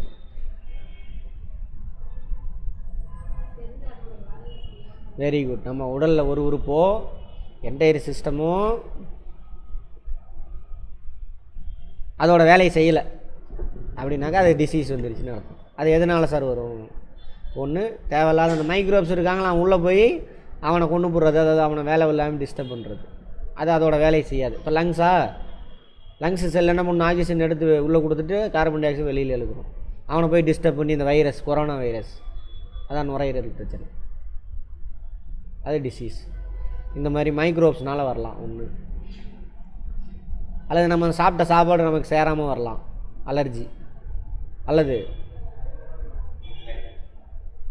ஒழுங்காக சாப்பாடு சாப்பிடல, டெஃபிஷியன்சி, ஏதோ ஒரு பற்றாக்குறை. நம்ம சாப்பிட்ற இப்போ சரிவிகித உணவு எடுத்துக்கணும், அந்த போஷாக்கு நிறைந்த உணவு, சரிவிகித உணவு இல்லைன்னு வச்சுக்கோங்க, அது டெஃபிஷியன்சி, உணவு பற்றாக்குறையினால் ஏற்படுறது. இந்த உணவு பற்றாக்குறையினால் அல்லது நம்மளோட பர்சனல் ஹேபிட்னால் உருவாதெல்லாம் நோய், அதெல்லாம் நான் கம்யூனிகபிள் டிசீஸ். இப்போ இது அதிகமாக இருக்குது அப்படின்றாங்க, இந்தியாவில் அதிகம். என்சிடின்னு சொல்லுவாங்க. பிபி, சுகரு, கொலஸ்ட்ராலு, இதெல்லாமே வந்து நான் கம்யூனிகபிள். ஒருத்தன்ட்ட இருந்து இன்னொருத்தனுக்கு பரவாது, இது பரவும். இப்போ எனக்கு கொரோனா வந்துருச்சு, லங்ஸில் இருக்குது, நான் லொக்குன்னு இருமிக்கிட்டு இருக்கேன், காற்றுல என்ன அது கொரோனா பறந்து வந்து அப்படியே உங்களுக்கு உள்ளே வந்துடும். அதுதான் மாஸ்க் போட சொல்கிறாங்க, அது கம்யூனிகபிள் தொற்று நோய். சரி, அது யார் எந்தெந்த நோயை உருவாக்குறது? யார்? வைரஸா, ஃபங்கையா, பாக்டீரியாவா அப்படின்னு பார்ப்போம். அவங்க பேரெல்லாம் தெரிஞ்சுக்கங்க. டெங்கு காய்ச்சலுக்கான virus D1 D2 virus, dengue 1 dengue 2. இரத்த தட்டுகளை குறைக்கும் காய்ச்சல் டெங்கு. பிளேட்லெட் இருக்குல்ல, ரத்தத்தில் 3 இருக்கும், இரத்த சிவப்புன்னு, இரத்த வெள்ளையன்னு, இரத்த தட்டு. அதாவது WBC, RBC, பிளேட்லெட். WBC என்ன பண்ணும்? நோய் எதிர்ப்பாளர், அவரை பற்றி பார்ப்போம். RBC என்ன பண்ணும்? ஆக்சிஜன் சப்ளை, எல்லாருக்கும் ஆக்சிஜன் எடுத்துகிட்டு போய் கொடுப்பார். அவங்கள்ட்ட உள்ள கார்பன் டை ஆக்சைடு எடுத்துகிட்டு வந்து லங்ஸுக்கிட்ட கொடுப்பார், அதான் அவரோட வேலை. பிளேட்லெட் அடிபட்டால் ரத்தம் ஓடுமை வெளியில், அதை உரைய வைக்கிறவர். இப்போது திடீர்னு என்ன ஆயிடுச்சு, இப்போ வெள்ளம் வந்துச்சு, கரை ஏரி கரை உடஞ்சிருச்சு, ஃபஸ்ட்டு மணலையாக போய் கொட்டுவாங்க, என்ன பண்ணுவாங்க? மணல் மூட்டை போடுவாங்க, அந்த மணல் மூட்டை தான் அந்த பிளேட்லெட். இவங்க எல்லோரும் கைக்கு ஒருத்தர் என்ன பண்ணுவாங்க, வெளியில் போகாத நில்லுன்னு என்ன பண்ணுவாங்க, தடுத்துடுவாங்க. அப்போ கொஞ்சம் நேரத்தில் உறைஞ்சிரும். இந்த பிளேட்லெட் இல்லாதவனுக்கு தான் என்ன ஆகும், உறையுதல் நடக்காது. என்ன பண்ணாது, ஈட்டியா பிளேட்லெட் கம்மியாக இருக்குன்னு அர்த்தம், அவனுக்கு உறையாது. அப்போ ஒன்ஸ் வெட்டுச்சுன்னா என்ன ஆகும், ஓடிக்கிட்டே இருக்கும். அப்போ ஃபஸ்ட் எய்டு யாராவது கூட இருந்து டாக்டருக்கு உடனே ஃபஸ்ட் எய்டு கொடுத்தா தான் தப்பிப்பான், இல்லைனா அவ்வளோதான், ரத்தம் ஃபுல்லாக போய் செத்து போயிடும்.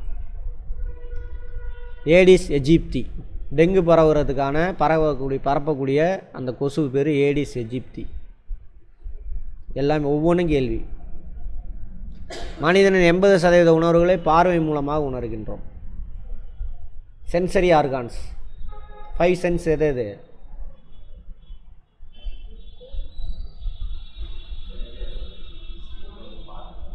கண்ணு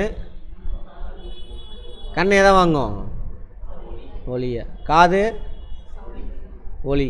அடுத்தது மூக்கு சுவாசித்தலா, வாசனை,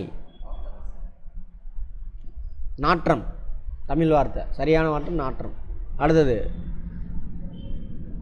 வேற என்ன இருக்கு, வாய் என்னது, டேஸ்ட், சுவை. தமிழில் சொல்லுங்கள், அப்புறமேல பார்த்துக்கலாம். சுவை, டேஸ்ட். வாசனை, ஸ்மெல்லு. அடுத்தது சவுண்டு, இது லைட்டு. அப்புறம் இன்னொன்று, அது என்ன பண்ணும், தொடுதல். தொடுதல், தொடு உணர்வு, தொட்டாக்கா.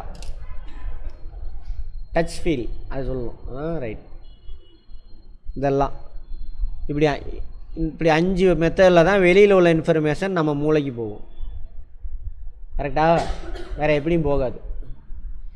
அதில் அதிகப்படியாக 80% யார் மூலியமாக தான் இருக்காமா, கண் மூலியமாக தான் போகுது. அதனால தான் உங்களுக்கு டிவியில் போட்டு விளம்பரத்தை காட்டி எல்லா பொருளும் வாங்க வைக்கிறான். பேசினா கூட கேட்க மாட்டான். ஒரு அழகாக ஒரு பொருளை காட்டியாச்சு, நான் இந்த பொருள் வாங்கியே வேண்டாம். எப்படியா தான் கடனை உடனே மாப்பிள்ளை அதை அனுப்புடா, நான் வாங்கணும், வாங்கிடுவோம். டிவி 80%.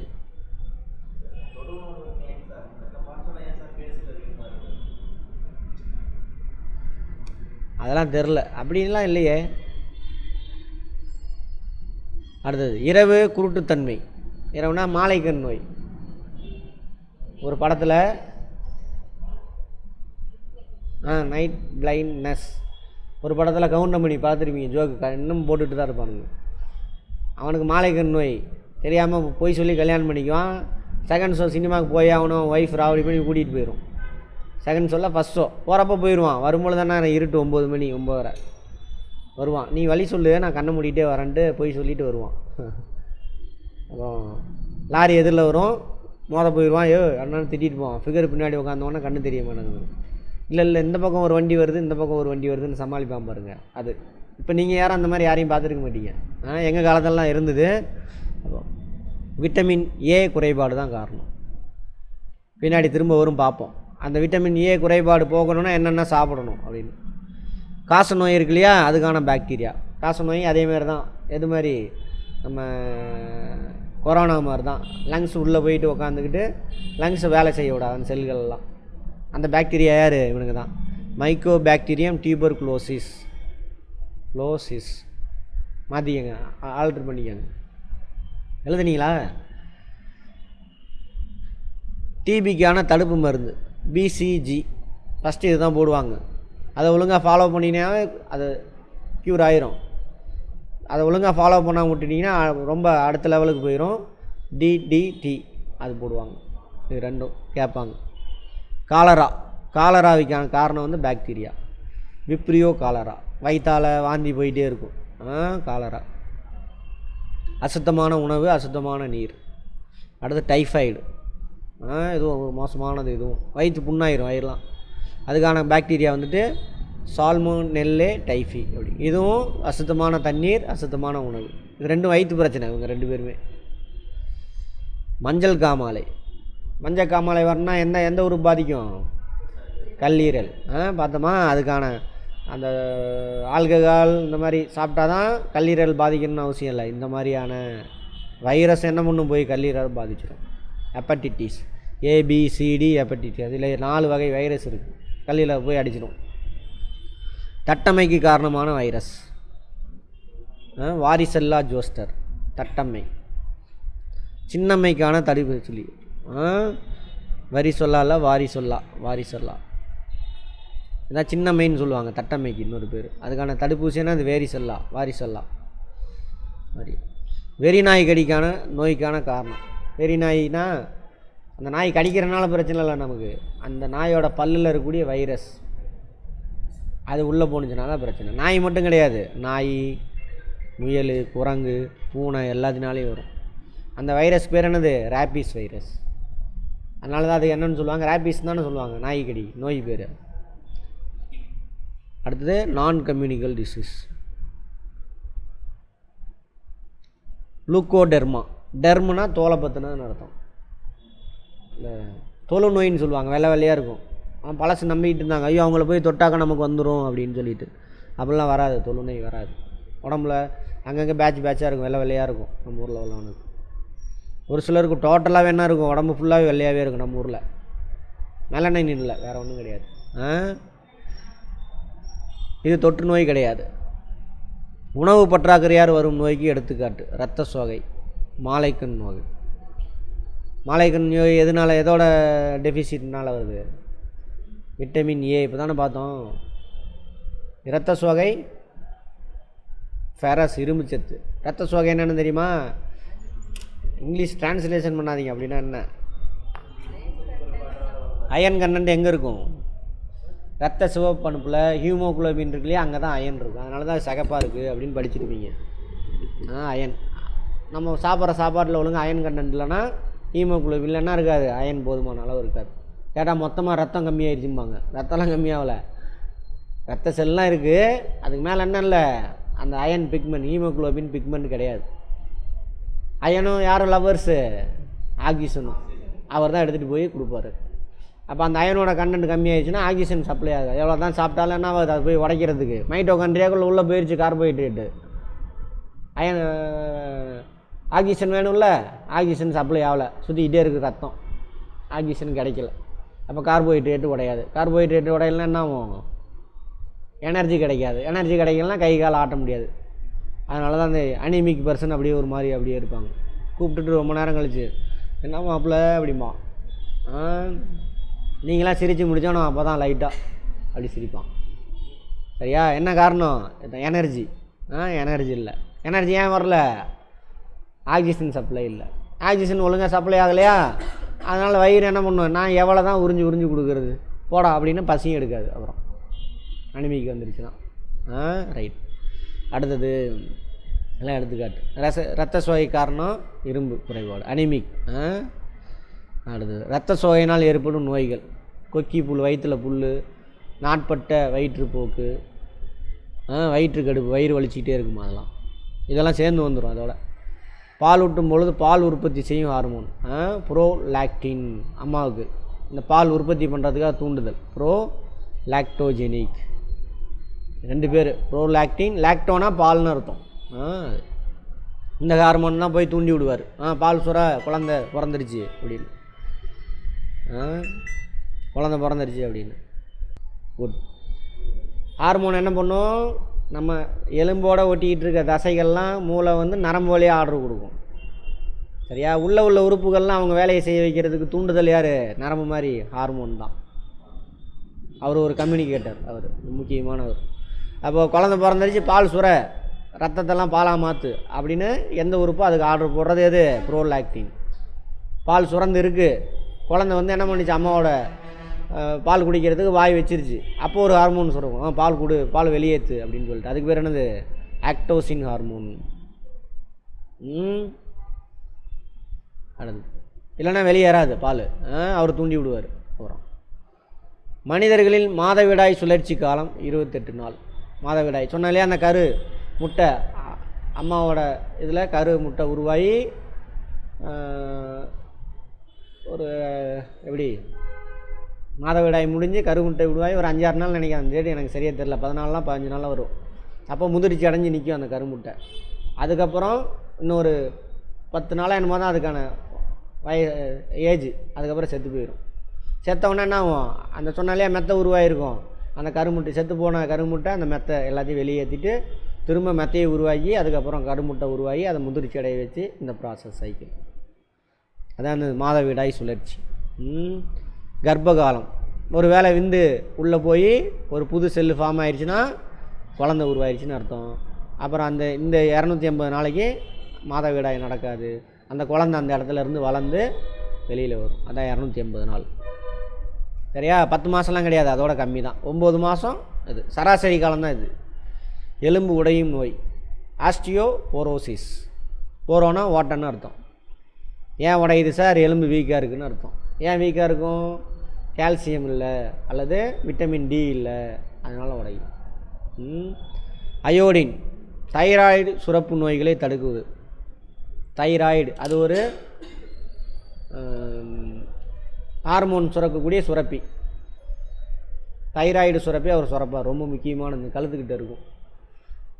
சரியா? அதுக்கு ஒழுங்காக அயோடின் பத்தலை அப்படின்னாக்கா அது வீக் ஆயிரும்.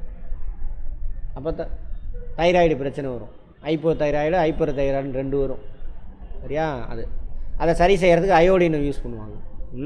அயோடின் தைராய்டு நோயை குணப்படுத்த பயன்படுத்தப்படுவது அயோடின். எதில் பார்த்தோம்? கெமிஸ்ட்ரியிலே பார்த்துருப்போம். Iodine isotope. இரத்த சிவப்பணுக்களில் உள்ள தனிமம் இரும்பு. இப்போ தான் பார்த்தோம், ஹீமோகுளோபினில் இரும்பு. அதனால தான் ரத்தம் சிகப்பாக இருக்குது. மனித உடலில் மிக நீளமான செல் நியூரான். நியூரான்னா எதோடது? நர்வ்ஸ் இருக்கு இல்லையா, மூளை நரம்பு, அங்கே இருக்கக்கூடிய செல்லுக்கு பேர் என்னது? நியூரான். ஒரு நரம்பு 100 மைக்ரோமீட்டர் இருக்குமா ஒரு நரம்போட லென்த்து. இருக்கிறதுல நீளம் தான். மனித உடலில் நீளமான எலும்பு எது? தொடை எலும்பு. Very good. நரம்பு மண்டலத்தின் துணை செல்கள். நரம்பு மண்டலத்தில் துணை செல்கள் இருக்குது. நியூரோகிளியா அல்லது கிளியல் செல்கள். நரம்பு மெயின் நரம்பு இருக்கும், அதோட கொஞ்சம் அவருக்கு சப்போர்ட்டராக இருப்பார், அவ்வளோதான். நரம்பு செல்லில் 3 பகுதி இருக்கும். சைட்டான், டெண்டான், டென்ட்ரைட்டுன்னு போட்டிருக்கா. டென்ட்ரைட் தானா? டெண்டான், டென்ட்ரைட், அது ஆக்சான், அப்படி 3 இருக்கும்.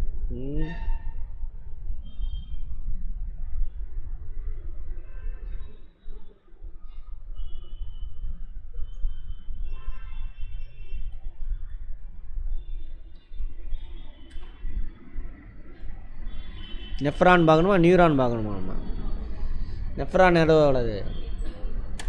கிட்னி அது எப்படி இருக்கும்? நீளமாக இருக்கும்.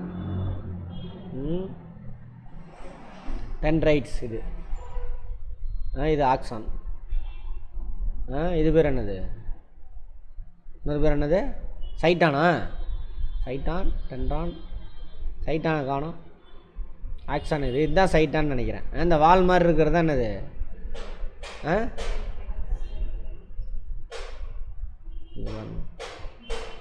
டென்ட்ரைட்ஸ் வால் மாதிரி இருக்குது. இது ஆக்சான், இது சைட்டான். இது ஃபுல்லாக உள்ளது சைட்டான். இதே மாதிரி இன்னொரு நரம்பு இருக்கு இல்லையா, இன்னொரு நரம்பு செல்லு.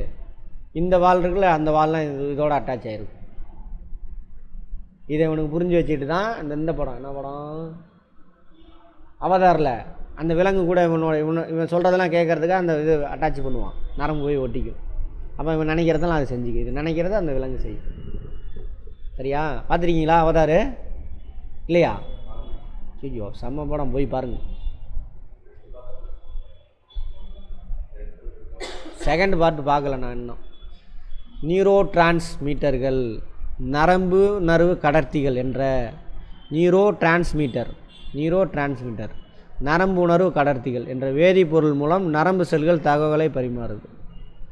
இப்போ தகவல் இங்கேருந்து உங்களுக்கு எப்படி வருது? கரண்ட் வழியாக அப்புறம் எலக்ட்ரோ மேக்னெட்டிக் வாய்வாக மாறி அப்புறம் உங்களுக்கு சேருது, ஆன்லைனில் இருக்கிறவங்களுக்கு. அது மாதிரி என் கண்ணு பார்க்குறத மூளைக்கு நரம்பு எடுத்துகிட்டு போகுது. இது எப்படி கரண்ட் வழியாக அந்த வயர் எடுத்துகிட்டு போகுதோ அது மாதிரி இதை எடுத்துகிட்டு போகுது நியூரோ டிரான்ஸ்மீட்டர், நரம்பு கடத்திகள் வழியாக. அது மாதிரி அதாவது எலக்ட்ரான்ஸ் தான் அது. வளர் கருவின் ஆரம்ப நிலையில் காணப்படும் நியூரான் ஒரு முனை நியூரான். குழந்தைய கருவில் வளர்றோம்ல, அப்போ வளரும் பொழுது ஒரு முனை நியூரான் இருக்குமா. தலை ஒரு தலை இருக்கும், ஒரு வால் இருக்கும், அவ்வளோதான். கண்ணின் விழித்திரையில் காணப்படும் நியூரான் 2 முனை. அதில் பார்த்தீங்கன்னா 2 இப்படி இருக்கும். இப்போ பார்த்தோம்ல மேலே 2 வால் மாதிரி இருந்துச்சுல்ல, இப்படி இருக்குமா. பெருமூளையின் புறணியில் காணப்படும் நியூரான் பல முனை. நிறையா சைடில் இன்ஃபர்மேஷனை நிறைய பேர்த்துக்கிட்டேருந்து அப்சர்வ் பண்ணும். ஒவ்வொரு நியூரானும் 1000 நரம்பு தூண்டல்களை ஒரு நேரத்தில் ஒரு வினாடியில் இப்படிங்கிறதுல 1000 இன்ஃபர்மேஷன் தான். இம்பல்ஸ் நரம்பு தூண்டல் 1000 இம்பல்ஸ் எடுத்துகிட்டு போகுமா. அதனால தான் என்ன ஆகுது, இங்கே கொசு கடிக்கிறதுக்குள்ளே இன்ஃபர்மேஷன் மூளைக்கு போயிட்டு திரும்ப என்ன பண்ணும், இன்ஃபர்மேஷன் கொசு கடிக்கிறது யாரா டக்குன்னு அப்படி ஒரு செகண்ட் கூட ஆகாது. ஒரே நிமிஷம். மைய நரம்பு மண்டலம் நர்வஸ் சிஸ்டத்தை ஃபஸ்ட்டு எடுத்துக்குவோம். அதில் 2 பார்ட்டா 3 பார்ட்டா 2 பார்ட்டு தானே, 3 என்னென்ன,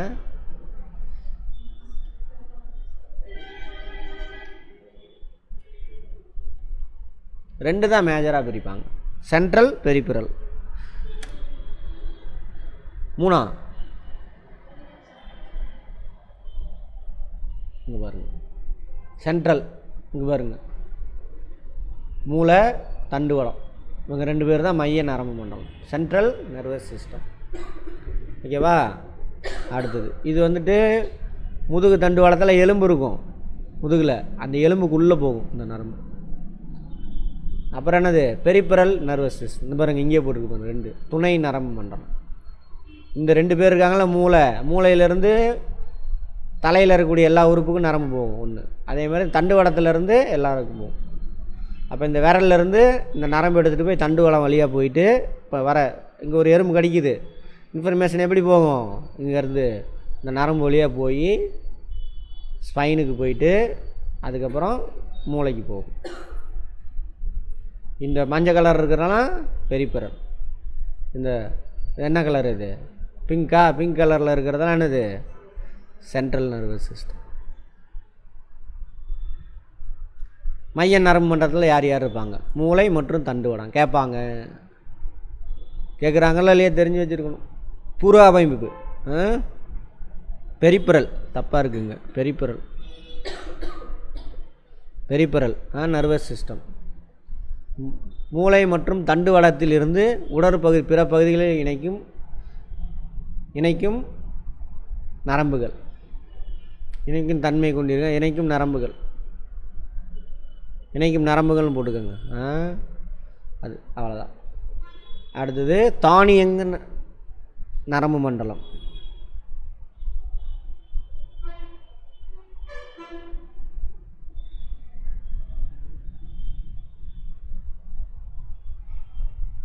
ஆட்டோமேட்டிக் நர்வு, அது தானாக ஃபங்க்ஷன் ஆகிறத வச்சு அதை விட்டுருங்க. 3வதா தானியங்கு நரம்பு மண்டலம், அது பேசிக்கலாம். அடுத்தது மெனிஞ்சைட்டிஸ் நோய் என்பது மூளை உறைகளில் ஏற்படும் வீக்கம். மூளையோட உரம் இருக்குல்ல, எப்படி இதயத்துக்கு ஒரு உரம் இருக்குது, அது மாதிரி மூளையை கவர் பண்ணி ஒரு உரம் இருக்கும். அந்த உரையில் போயிட்டு மைக்ரோப்ஸ் உள்ளே போயிடுவாங்க, வைரஸ் பாக்டீரியா, மூளை வீங்கிக்கும். நம்ம மூளை ஒழுங்காக வேலை செய்யாது. மைக்ரோப்ஸ் எவ்வளோ வேலை சேட்டை பண்ணுறானுங்க பாருங்கள். பெருமூளையின் முக்கிய பணி. மூளை எத்தனை வகையாக பிரிப்பாங்க, பெருமூளை, சிறுமூளை. அப்புறம் சரி, பெருமூளை முக்கியமானவர், சிந்தித்தல், நுண்ணறிவு. நுண்ணறிவுனா என்னது, இங்கிலீஷில் இன்டெலிஜென்ஸ். அதான் இன்டெலிஜென்ஸ். ஒரு விஷயத்தை வாங்கி இது நல்லதா கெட்டதா, இது ஓகேவா அப்படின்னு அனலைஸ் பண்ணும். அது இப்போ பார்க்குறோம், ஒருத்தனா அங்கே பார்க்குறோம், அங்கே ஒருத்தன் வரான், நல்லவனா கெட்டவனா, அங்கே புலி வருது, மூளை கண்டுபிடிக்கும், புலியோ நம்மளை வந்துச்சுன்னா அவ்வளோதான், நம்மளை போட்டுரும், எஸ்கேப் ஆகும் இங்கேருந்து. எல்லாம் யார் பண்ணுவா, பெருமூளை. விழிப்புணர்வு, அவேர்னஸோடு இருக்கிறது. ஓடிடு இங்கே நிற்காத. அடுத்து நினைவு திறன், கற்பனை திறன், கற்பனை பண்ணுறோம்ல அது இதுன்னு, காரண காரியம், ரீசனிங், மன உறுதி, இது எல்லாத்தையும் தீர்மானிக்கிறது யார், பெருமூளை. மூளையின் முக்கிய கடத்து மையம் தலாமஸ். மூளை கீழே இருக்கும், தலாமஸ், ஹைப்போ தலாமஸ்னு. மூளை தண்டுவடம் சரியா, தலாமஸ் வழியாக தான் இன்ஃபர்மேஷன் மூளைக்கு போகும், மூளையிலேருந்து கீழே வரும். இதுக்கு கீழே ஒன்று இருக்கும், அதான் ஹைப்போ தலாமஸ். ஹைப்போ தலாமஸ் என்னமா அது, என்னது அது, எண்டோக்ரைன் சிஸ்டத்தில் வருமா, ஹைப்போ தலாமஸ். ஹார்மோன் சுரக்கக்கூடியதானே ஹைப்போ தலாமஸின் பணிகள். அவரும் ஒரு இதுதானா, சரி. ஹைப்போ தலாமஸ், தலாமஸுக்கு கீழே இருக்கிறவர். இவரோட முக்கியமான வேலை. பசி, தூக்கம், தாகம், வியர்வை, பாலுறவு கிளர்ச்சி, கோபம் எல்லாம் இவர் தான் பண்ணுறாரு. பயம், ரத்த அழுத்தம் இதெல்லாம் வந்துச்சுன்னா ரத்த அழுத்தம் வேரி ஆகும். நம்ம ரத்த அழுத்தம் திடீர்னு எதாவது பார்த்து பயந்துன்னா ரத்த அழுத்தம் அதிகமாகிடும். உடல் நீர் சமநிலை ஆகியவை கட்டுப்படுத்தும். உடலில் வெப்பநிலையை ஒழுங்குபடுத்தும் மையம். உடலில் எப்படி வெப்பநிலையை மெயின்டைன் பண்ணணும் நம்ம உடம்பு? நாளை தான் கிராஸ் ஆகிருக்கா. நம்ம பாடி டெம்பரேச்சரை நம்ம உடம்பு எப்படி மெயின்டைன் பண்ணிக்கணும்? சாப்பிட்றது. இப்போ வெப்பம் அதிகமாகுது, என்ன பண்ணும்?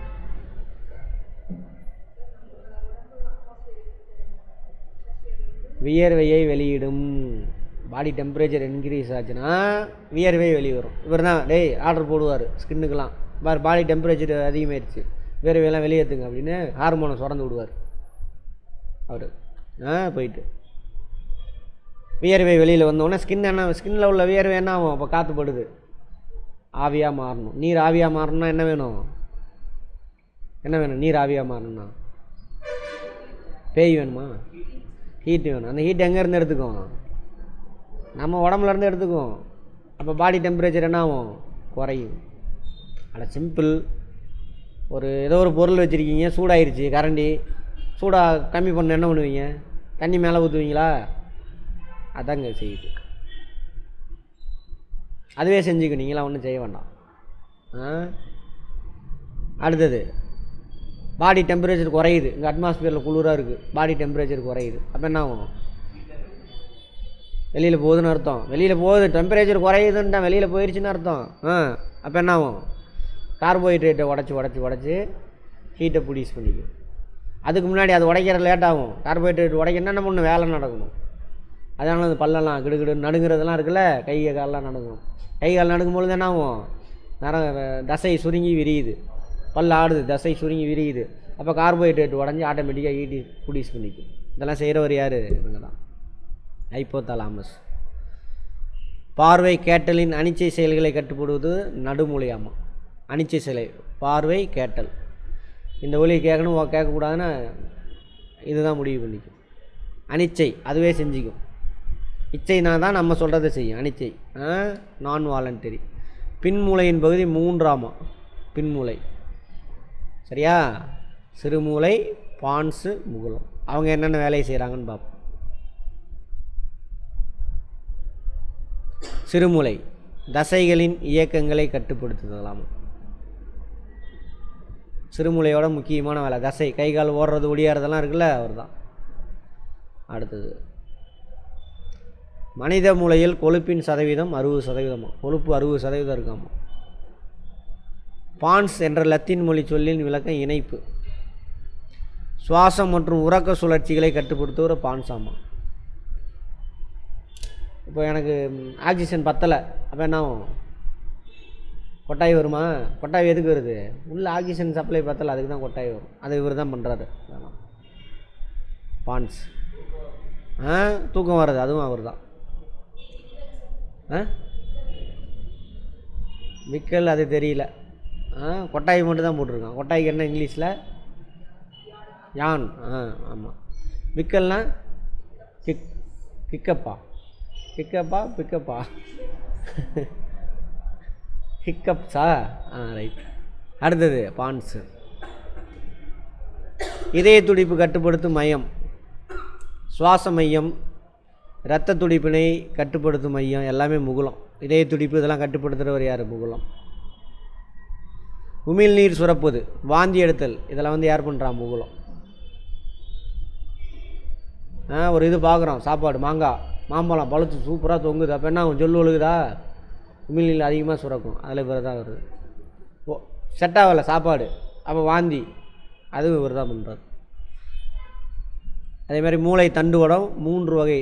தண்டுவடம் நடுவில் இருக்கிறது 3 ஜவ்வு இருக்குமா, 1 2 3 சரியா? அதுக்கப்புறம் தான் எலும்பு இருக்கும், எலும்புக்குள்ளே தான் இருக்கும் இது.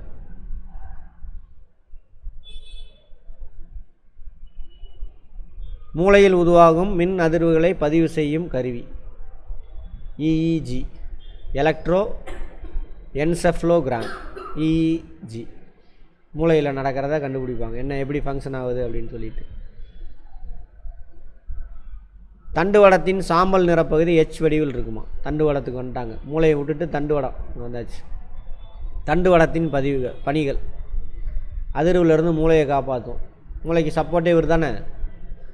மூளைக்கான ஊட்டச்சத்தை அளித்தல். இங்கே இது வழியாக தான் சாப்பாடெல்லாம் மேலே போகுதாம் மூளைக்கு.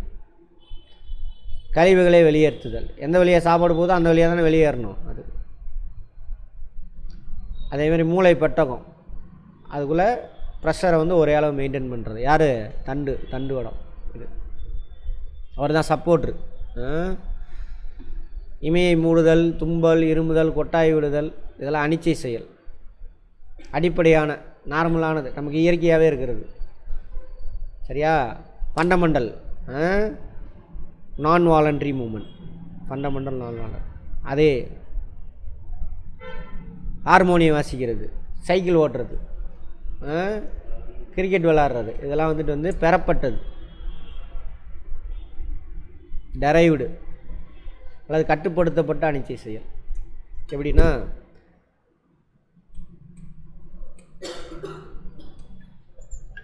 இப்போ சைக்கிள் ஓட்டுறீங்க. ஃபஸ்ட்டு சைக்கிள் ஓட்ட கற்றுக்கும் பொழுது பிரேக் எங்கே இருக்குது, பெடல் எங்கே இருக்குதுன்னு தெரியுமா? தெரியாது. அப்புறம் ஓட்டி பழகி அதை கற்றுக் கொடுத்துட்டோம். ஃபஸ்ட்டு நீங்கள் கற்றுக்கும் பொழுது யோசிச்சு பாருங்கள், குறுக்க யாராவது ஒரு நாய் ஓடியாந்துருச்சு, ஒன்று உங்கள் கூட வந்தவங்க பிரேக் அடிச்சிருப்பாங்களா, தேடி பிடிச்சி நீங்கள் பிரேக் அடிக்கணும், விழுந்திருப்போம், அதெல்லாம் நடந்துருக்கும். ஆனால் இப்போ ஒரு நாய் குறுக்க வருது, 10 கிலோமீட்டர் 50 கிலோமீட்டர் வேகத்தில் சைக்கிள் ஓட்டிகிட்டு போகிறீங்க, சட்டனா குறுக்க ஒரு நாய் வருது, என்ன பண்ணுவீங்க? நீங்கள் எதுவுமே பண்ண வேணாம், உங்கள் உடம்பு ஆட்டோமேட்டிக்காக பிரேக் அடிச்சிடும். எப்படி பிரேக் பிடிச்சின்னே தெரிலங்க அப்படின்னு நினைப்போம். சடனாக நடந்தது. அதை ப்ராக்டிஸ் பண்ணி ஆக்கிட்டோம். அது மாதிரி தான் கிரிக்கெட் விளாட்றான்ல, அந்த ப்ரெஷர்லாம் தாங்கி அவன் அந்த பால் ஷாட் பார்த்தோன்னா அவனாம் யோசிச்சு அடிக்க மாட்டான். அது பால் இப்படி வருதுன்னு தெரிஞ்சவனா அவன் உடம்பே அது பண்ணிடும், ஷாட் அடிச்சிடும். அதெல்லாம் வந்து என்னது பெறப்பட்டது. அதேமாதிரி ஹார்மோனியம் வாசிக்கிறது. இவர் உங்களை பார்த்து ரசிச்சுட்டு பாட்டு பாடிக்கிட்டு இருப்பார், கை பாட்டில் அது வேலையை செஞ்சுக்கிட்டு இருக்கும். ப்ராக்டிஸில் தான் வரும். ஆமாம். அப்போ எதுவுமே முடியாதெல்லாம் கிடையாது, ப்ராக்டிஸில் தான் முடியும். அது மாதிரி தான் நம்ம நாலேஜுமே. திரும்ப அந்த வார்த்தையை பார்க்க ஆட்டோமேட்டிக்காக நாம் வரும். பெரும்பாலான அனிச்சை செயல்கள் டேஸ் மூலம் கட்டுப்படுத்தப்பட்டு கண்காணிக்கப்பட்டு தண்டுவடம் தான் பெரும்பான்மையான அனிச்சை செயல். நான் வாலண்ட்ரி மூமெண்ட்ஸ் யார் செய்கிறாங்க? இவர். கண்ணு சிமெண்ட்லேருந்து எல்லாமே இவர் தான் செஞ்சுக்கிறார். யார்? ஸ்பைனல் கார்டு, ஹார்மோனியம் வாசித்தல், இதெல்லாம் கேட்பாங்க, முக்கியமானது.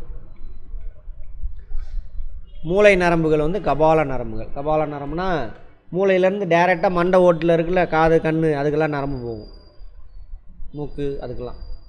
ஸ்பைனல் கார்டுக்கு போகாது. அது வந்து என்னது? கபால நரம்புகள். மனித மூளையின் நரம்புகள் 12 இணை இருக்காமா. கபால நரம்புகள் 12 இணைனா லெஃப்ட் ஐக்கு ஒன்று வரும், ரைட் ஐக்கு வரும். லெஃப்ட்டு காதுக்கு ஒன்று போகும், ரைட்டு காது, அந்த மாதிரி. அது மாதிரி தண்டுவடம் அதிலேருந்து பிரிஞ்சு போகிறது 31 இணைகள். ரைட் ஹேண்டுக்கு ஒன்று வந்தால் லெஃப்ட் ஹேண்டுக்கு ஒன்று, அந்த மாதிரி மொத்தம் 31 இணைனான்னு இது ஜோடி, பேரு. தானியங்கு நரம்பு மண்டலம் என அழைக்கப்படுவது உள் உறுப்பு நரம்பு மண்டலம். தானியங்கி ஆட்டோமேட்டிக்காக உள் உறுப்புகள்லாம் தானே செயல்படுது. தானியங்கி நரம்பு மண்டலம், உள்ளுறுப்பு நரம்பு மண்டலம். போக்சோ சட்டம் யாருக்கு? குழந்தைங்களுக்கு. எத்தனை வயசு வரைக்கும்? ஹலோ,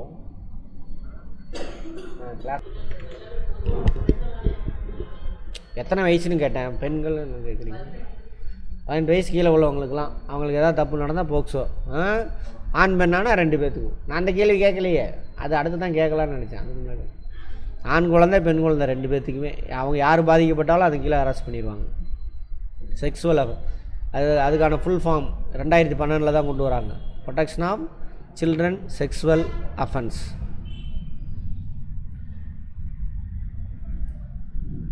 ப்ரொடெக்ஷன் ஆஃப் இந்த POCSO எல்லாத்தோட ஃபஸ்ட் லெட்டர். அதை குழந்தை உரிமைகள் பாதுகாப்பிற்கான தேசிய ஆணையம் உருவாக்கப்பட்டது 2007. குழந்தைகளோட உரிமை இதிலே பார்த்துருப்போம், இதில் சிவிக்ஸில் பார்த்துருப்போம். ரைட். குழந்தைகள் உரிமை சட்டம் கொண்டு வரப்பட்ட ஆண்டு 2005. அவங்களுக்கும் உரிமையெல்லாம் இருக்குது. குழந்தைகளுக்கான அவசர எண் 1098. மருந்துகளின் தவறான பயன்பாடு அதாவது இந்த மெயினாக இந்த ட்ரக்ஸ் எல்லாம் வந்துட்டு ஆப்ரேஷன் பண்ணுறது மருத்துவத்துக்காக தான் கண்டுபிடிச்சிருப்பாங்க. அபீனு, கஞ்சா, கொக்கைன் இதெல்லாம். அதை தவறாக பயன்படுத்திட்டு இந்த நிறையா பண வசதி இருக்கக்கூடியவங்களாம் என்ன பண்ணுறானுங்க, எல்லாமே கிடச்சிருதா ஜாலியாக சுற்றிட்டு பெரிய பெரிய காலேஜில் படிக்கிற பசங்களாம். அதை தடுக்கிறதுக்கான சட்டம், அதுக்கான நாள் சர்வதேச நாள் ஜூன் 26. அதேமாரி போதை யூட்டும் மருந்துகள் மனோவியல் மருந்து சட்டம், இதுக்கு தான் அந்த மருந்து பயன்படுத்தணும் அப்படின்னு சட்டம் இருக்குது. கெட்ட விஷயத்துக்கு பயன்படுத்தக்கூடாது. புகையிலை தாவரங்கள் நிக்கோட்டியானா டொபாக்கம், நிக்கோட்டியானா ரஸ்டிகா, இதுதான் புகையிலை தாவரங்களோட வகைகள்.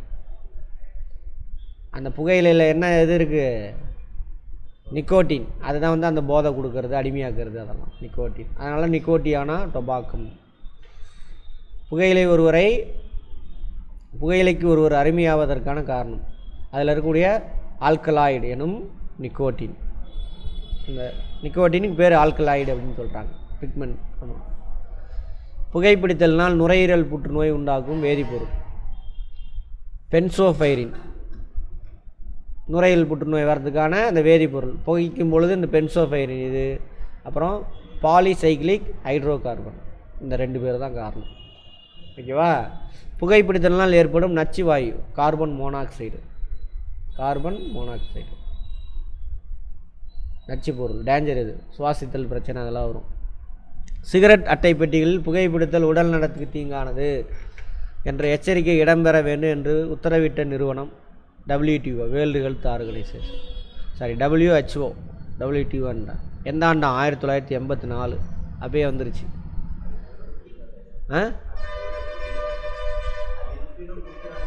ஆமாம், என்ன பண்ணுறது. உலக புகையிலை எதிர்ப்பு நாள் மே 31.